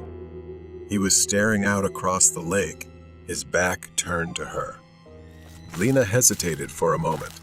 She usually camped alone, and seeing someone else here made her feel uneasy. With a slight shrug, she moved a little further from his tent and began setting up her own. She gathered large stones, arranging them into a neat circle to prepare for her campfire later. As she was absorbed in her work, she noticed movement. The man was no longer facing the lake. He was staring directly at her, standing eerily still. Lena's heart raced. She tried to ignore him, focusing on her campfire. But every time she glanced up, he was still there, motionless, his eyes locked on her. Her discomfort grew. She awkwardly raised her hand and waved. Maybe he was just being polite. Maybe he wanted to say hello. But after a moment of silence, the man simply turned and walked along the shore without acknowledging her. Lena frowned. Something about him didn't feel right, but she shook off the thought. She grabbed a chair and sat by the shore, determined to relax and enjoy the view. Hours passed, and the sun began to set. Lena packed up her chair and returned to her campsite. She started a campfire, hoping to relax after the strange encounter. As she stared into the flames, her eyes drifted toward the tree line. A figure stood in the distance, partially hidden behind a tree. Lena squinted, trying to make sense of the shape. It was the man in the white shirt. He had returned, standing there, watching from a distance. Lena quickly shifted her chair to the other side of the fire so she could face him. Time passed slowly. The man stood frozen in place as the forest around them grew darker. The shadows deepened, and soon, his figure became blurry, blending into the trees. Even though it was dark, Lena knew he was still there. He could see her clearly, illuminated by the fire, but she could no longer see him. Fear gnawed at her. What was he doing? Why hadn't he returned to his tent? Hours passed, and Lena remained tense, staring into the trees. The only sounds were the crackling of the fire and distant crickets. She considered leaving but feared the man might follow her, keeping her rooted in place. She stoked the fire, ensuring it burned brightly, knowing it was her only way to keep the surrounding darkness at bay. Lena sat by the campfire, her face blurred in the flickering firelight. The night was already thick with shadows. The forest around her was a pitch-black void. Her eyes continuously turned to the tree line where the man stood. Even though she could no longer see him, she knew he was still out there, following, waiting. Suddenly, a tree branch broke nearby. Lena stiffened, her breath caught in her throat. She looked around her camp, squinting into the darkness. Perhaps he has already arrived. The flames cast long, flickering shadows. Lena couldn't stop imagining shapes moving among the trees. There, at the edge of the tree line, Someone was probably standing there because she always heard footsteps crunching through the forest. Then slowly, the man's silhouette appeared. She regained her determination, suddenly stood up, picked up a thick branch from the fire, and held it as a weapon. The man didn't flinch. He remained still, watching her as if waiting for her next move. Lena shouted into the darkness, her voice trembling but firm, asking who he was and what he wanted from her, but there was no response. The man tilted his head slightly, as if confused by her defiance. Lena's skin prickled with fear. She gripped the burning branch tightly and stepped closer to the edge of the campfire, ready to defend herself. But then, without warning, the man turned and walked into the forest. Slowly, cautiously. His footsteps were eerily soft. Lena watched him go, not daring to follow. He disappeared into the darkness, swallowed by the trees, but the tension in the air didn't lessen. She didn't believe he was truly gone. The night dragged on. Lena struggled to stay alert, her body heavy with exhaustion, her mind clouded with fear. The fire had burned down, casting only a faint light. Despite her best efforts, her eyes began to droop. She couldn't fight it any longer. After only a short while, Lena was startled awake by a faint sound, her eyes snapping open. The fire was nearly out. Only a few embers remained. The air was cold and damp. For a moment, she was disoriented, unsure if she had imagined the sound. But then she heard the faint rustling sound again, this time coming from behind the tent. Lena's heart raced. She stood up slowly, creeping carefully to avoid making any noise. She grabbed a nearly burnt-out branch from the fire, gripping it tightly. She cautiously walked around the tent, following the sound. The rustling grew louder as she approached the back of the tent. Lena tightened her grip on the branch. She took a deep breath and rounded the tent, only to find a squirrel nibbling away. The area behind the tent was empty. Lena frowned, confused. She could have sworn she heard something like footsteps. She returned to the fire, scanning the surroundings. The first light of dawn began to filter through the trees. Lena's body was stiff from sitting for hours, her eyes heavy from the sleepless night. It seemed like she was very lucky. For some reason, the man never returned, and she saw no sign of him for hours. But the insecurity is still there. Lena quickly packed her things, wasting no time. She glanced nervously at the tree line. The forest remained quiet and still, as if the events of the previous night had never happened, and she wished that were true. She slung her backpack over her shoulders and began walking briskly toward her car. Her legs trembled. Every rustling leaf or snapping twig made her jump, but the trail remained empty. As Lena neared the parking lot, she began to feel a sense of relief. She could see her car up ahead, the only vehicle in sight. She quickened her pace, eager to leave the forest and the strange man behind. But as she reached the clearing, she froze in her tracks. His tent was still there. She slowly, cautiously, walked toward it. The tent flap was slightly open, the inside dark, but there was nothing there. Lena backed away, her mind racing. What kind of game was this? Was he even real? She snapped out of it and hurried toward her car. She slammed the door shut, her hands trembling as she started the engine, and drove off. As Lena sped down the winding road, she glanced into her rearview mirror. Standing at the edge of the forest, partially hidden by the trees, was the man in the white shirt. His hand was raised, thumb out, as if hitchhiking. Lena pressed the gas pedal harder, her car speeding away, and she never looked back or returned to that forest again. It left her with an unforgettable memory, perhaps the worst camping trip she'd ever had. Mysterious invitation in the basement. The warm afternoon sun spread across the school campus as the students left for the day. I remember it like it was yesterday. Everything seemed normal, but there was something different about that week. That was the week Justin arrived. He was a new student, showing up in the middle of the semester without warning. He was quiet, maybe a little strange, but friendly enough. He sat next to me in class because there happened to be an empty seat, and soon enough, we started talking. Justin always seemed distant, like he was hiding something and rarely talked about himself. He just said he had recently moved to our town. There was something odd about him, but I brushed it aside. I thought everyone had their quirks. A few weeks later, he invited me over to his house. I was a bit surprised by this. He told me to come around 7 p.m. I wasn't particularly excited, but I agreed. After all, he was new to town, and I thought he could use a friend. That night, I took a bus to his neighborhood and started walking to find Justin's house. His home was in a rundown area. The houses were small, and the streets were eerily quiet.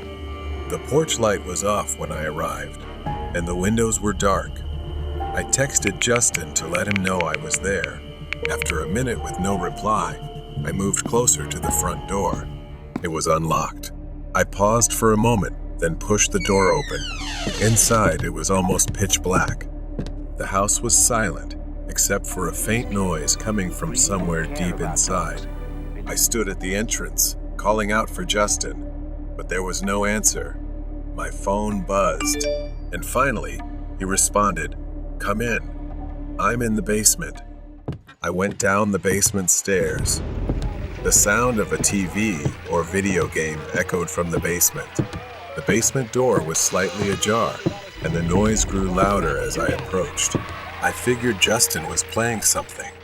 The basement was darker than the rest of the house, with just a faint light flickering. As I descended, the sounds of gunfire and explosions became clearer, but something felt wrong.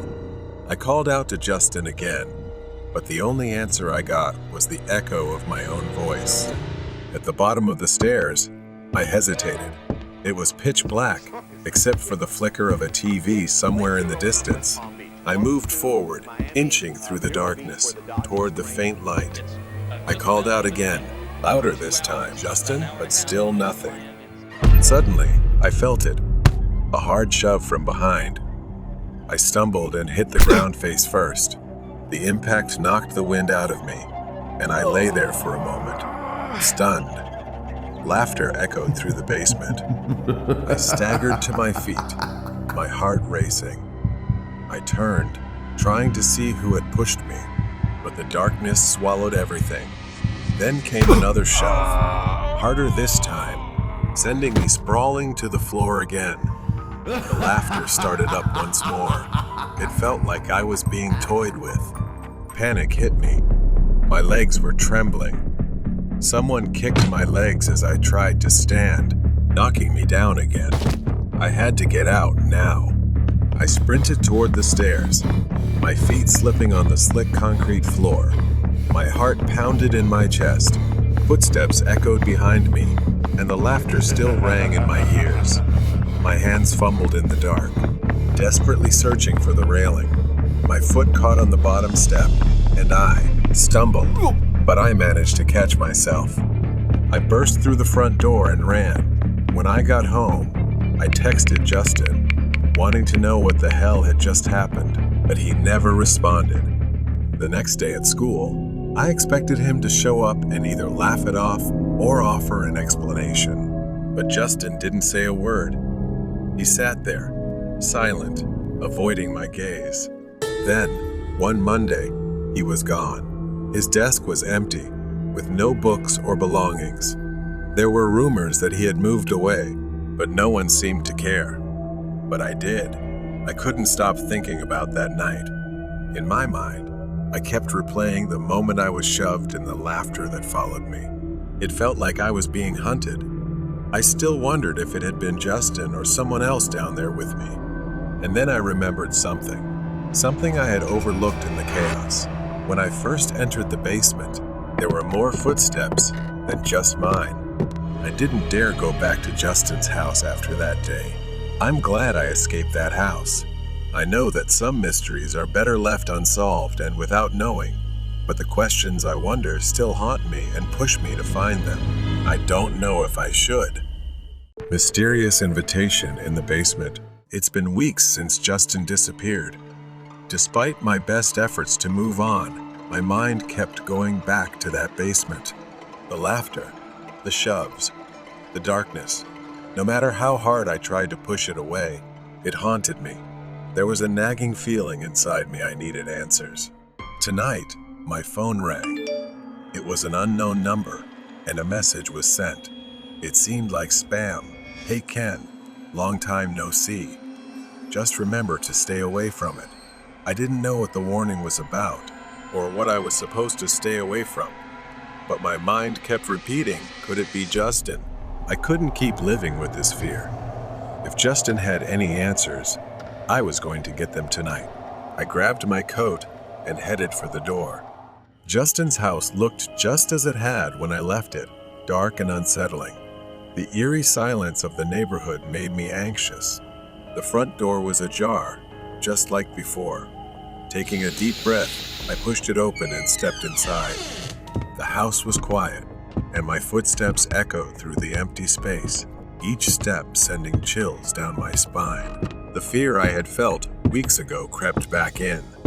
I cautiously headed straight for the basement. The door was wide open. The stairs creaked beneath me as I descended into the pitch-black void. I gripped my phone tightly, using its light to guide me, but the beam barely cut through the suffocating darkness. The temperature dropped as I moved deeper inside. Slowly, I saw it something I had missed before. In the faint glow of my phone, I noticed strange symbols carved into the walls, jagged and confusing like runes. Suddenly, a flicker of movement caught my attention. I swept my phone around, and there, at the far end of the basement, I saw him, Justin. He stood still, his face pale, eyes wide, lifeless and empty, staring straight at me. My voice caught in my throat as I called his name. Justin? He didn't respond. He didn't move. Whether it was my eyes or the darkness, he seemed half visible, almost translucent in the dim light of my phone, like he wasn't even there. I cautiously moved closer, my heart pounding in my chest, and then the whispering began. It started small, unintelligible, but grew louder. Fear crept in. He was muttering something in a language I couldn't understand, then told me, You shouldn't have come back. Suddenly, my mind was flooded with images. I wasn't in the present anymore. I was seeing something from years ago. I saw Justin standing in the basement with his strange mother.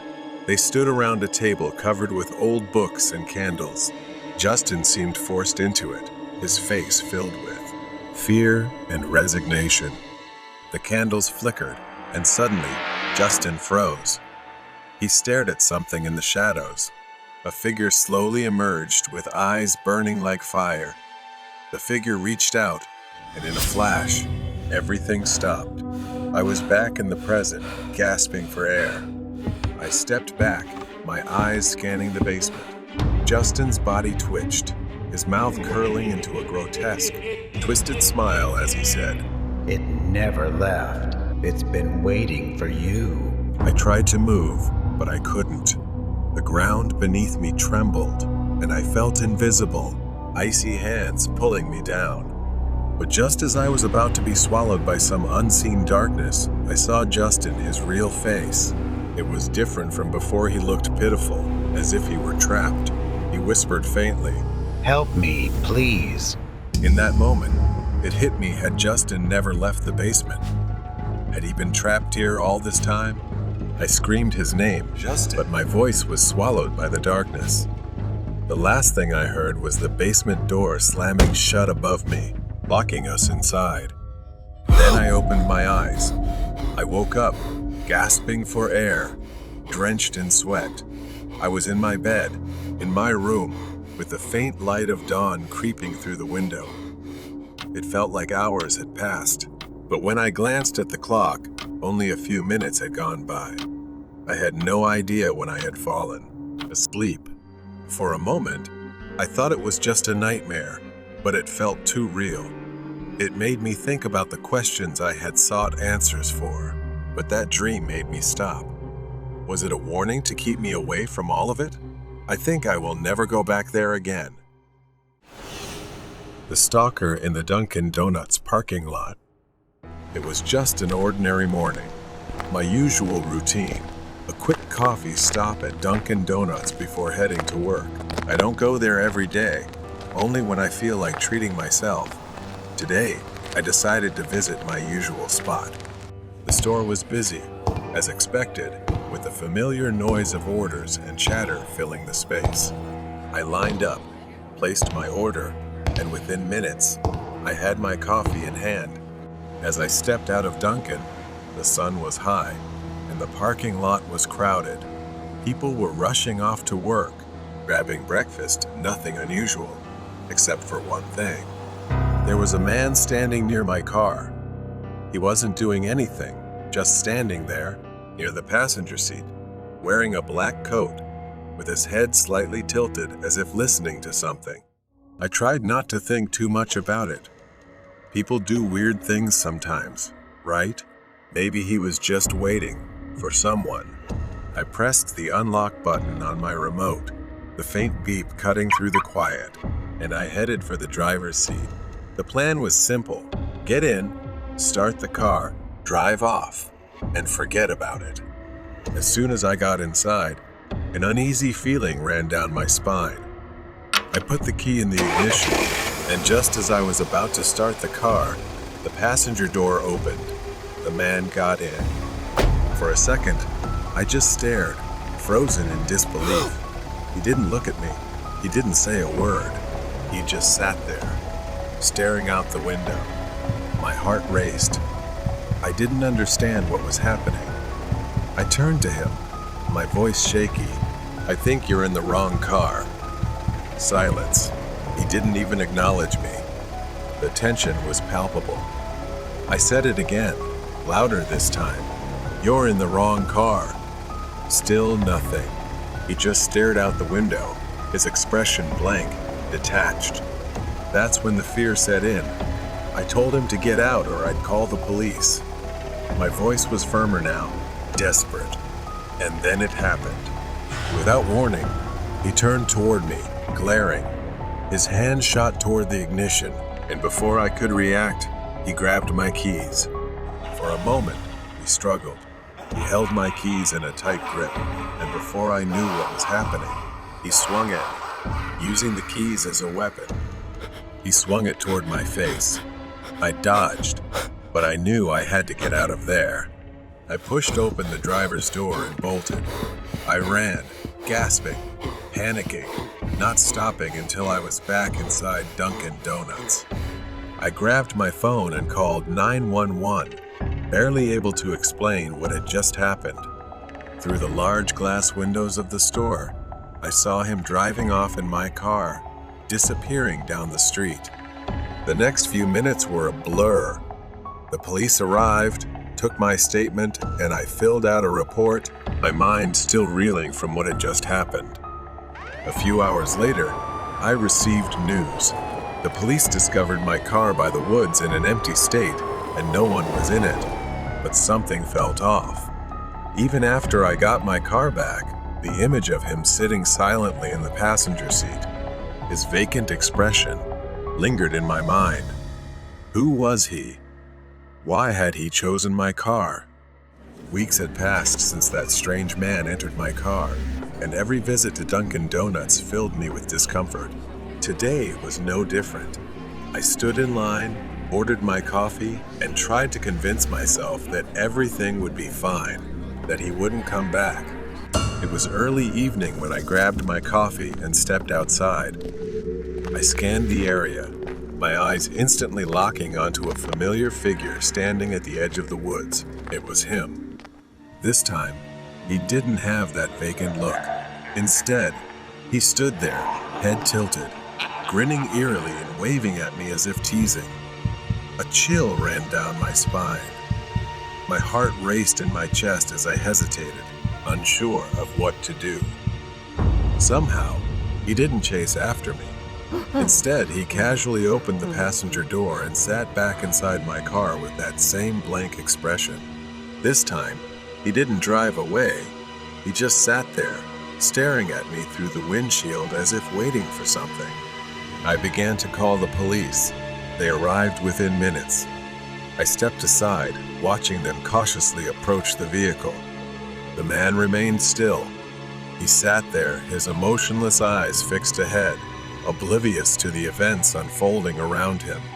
One of the officers commanded him to step out of the car. For a moment, it seemed like he ignored their orders. But then, he slowly turned his head, his expression oddly calm. He opened the door and stepped out of the car, raising his hands as if surrendering. A few hours later, I sat in the police station, recounting the incident as if it was the 100th time. My arm still throbbed with old bandages covering the cuts from the key. They told me he had been arrested, and after taking his fingerprints, they discovered he had a long history of mental illness. His records showed he had been in and out of psychiatric facilities for years, diagnosed with paranoid schizophrenia. His delusions had worsened over time, and it seemed he had fixated on me for reasons no one could explain. They said he saw things, heard voices screaming incoherently when there was nothing around. They believed he couldn't distinguish reality from fantasy. A wave of relief washed over me, but it was mixed with sadness. The man who had terrorized me was not just a criminal, he was sick. His mind had warped reality into something unrecognizable, and I had become part of that nightmare. As I left the police station, I couldn't shake the image of him sitting in my car, staring out the window, detached from the world. He had been arrested, and the officers assured me he would be taken back to a mental facility where he could receive the treatment he desperately needed.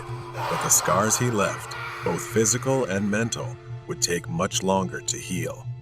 I stood next to the car, hesitating to open the door, reluctant to sit in the driver's seat where everything had happened. I took a deep breath, forcing myself to unlock the door and get into the driver's seat. I started the engine and drove out of the parking lot, determined to move forward. After all, everything was finally over. Strange disappearance. This happened about 2 years ago when my sister Jan was studying at a university.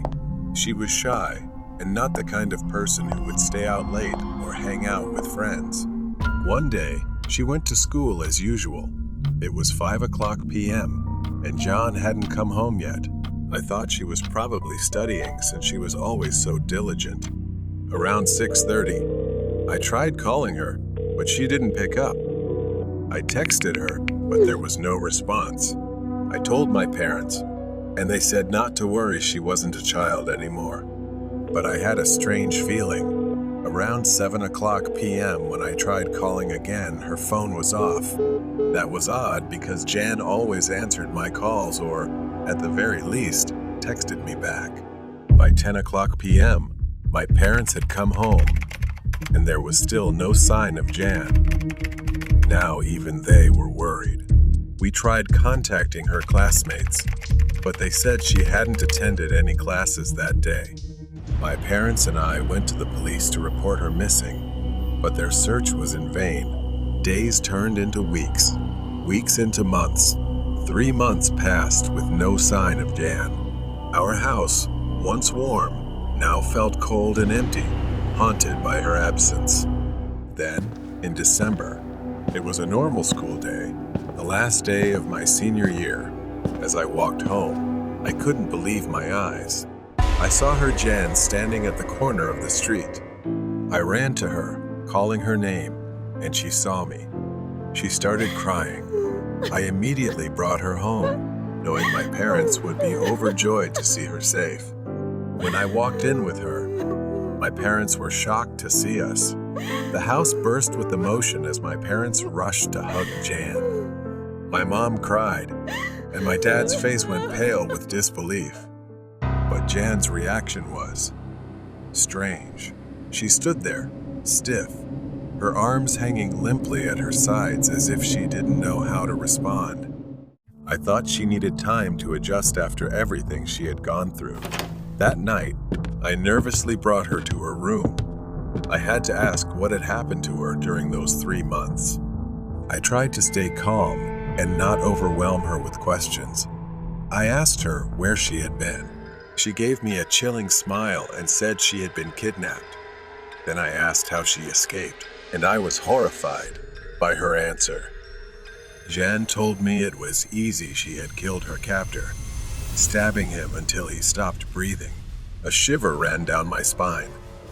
The way she said it, without any emotion or compassion, this wasn't the Jan I knew. The days that followed were strange. Jan seemed more distant than before. One night, while Jan was still recovering from her trauma, I suddenly thought of a question that had never crossed my mind before. I hesitantly asked, "If you did that, where is the body of your kidnapper?" She turned to me and started smiling. She told me, On the outskirts of the city, there's a forest. And in that forest, there's a small cupboard. Inside that cupboard is his body. I ran straight to my parents and told them everything.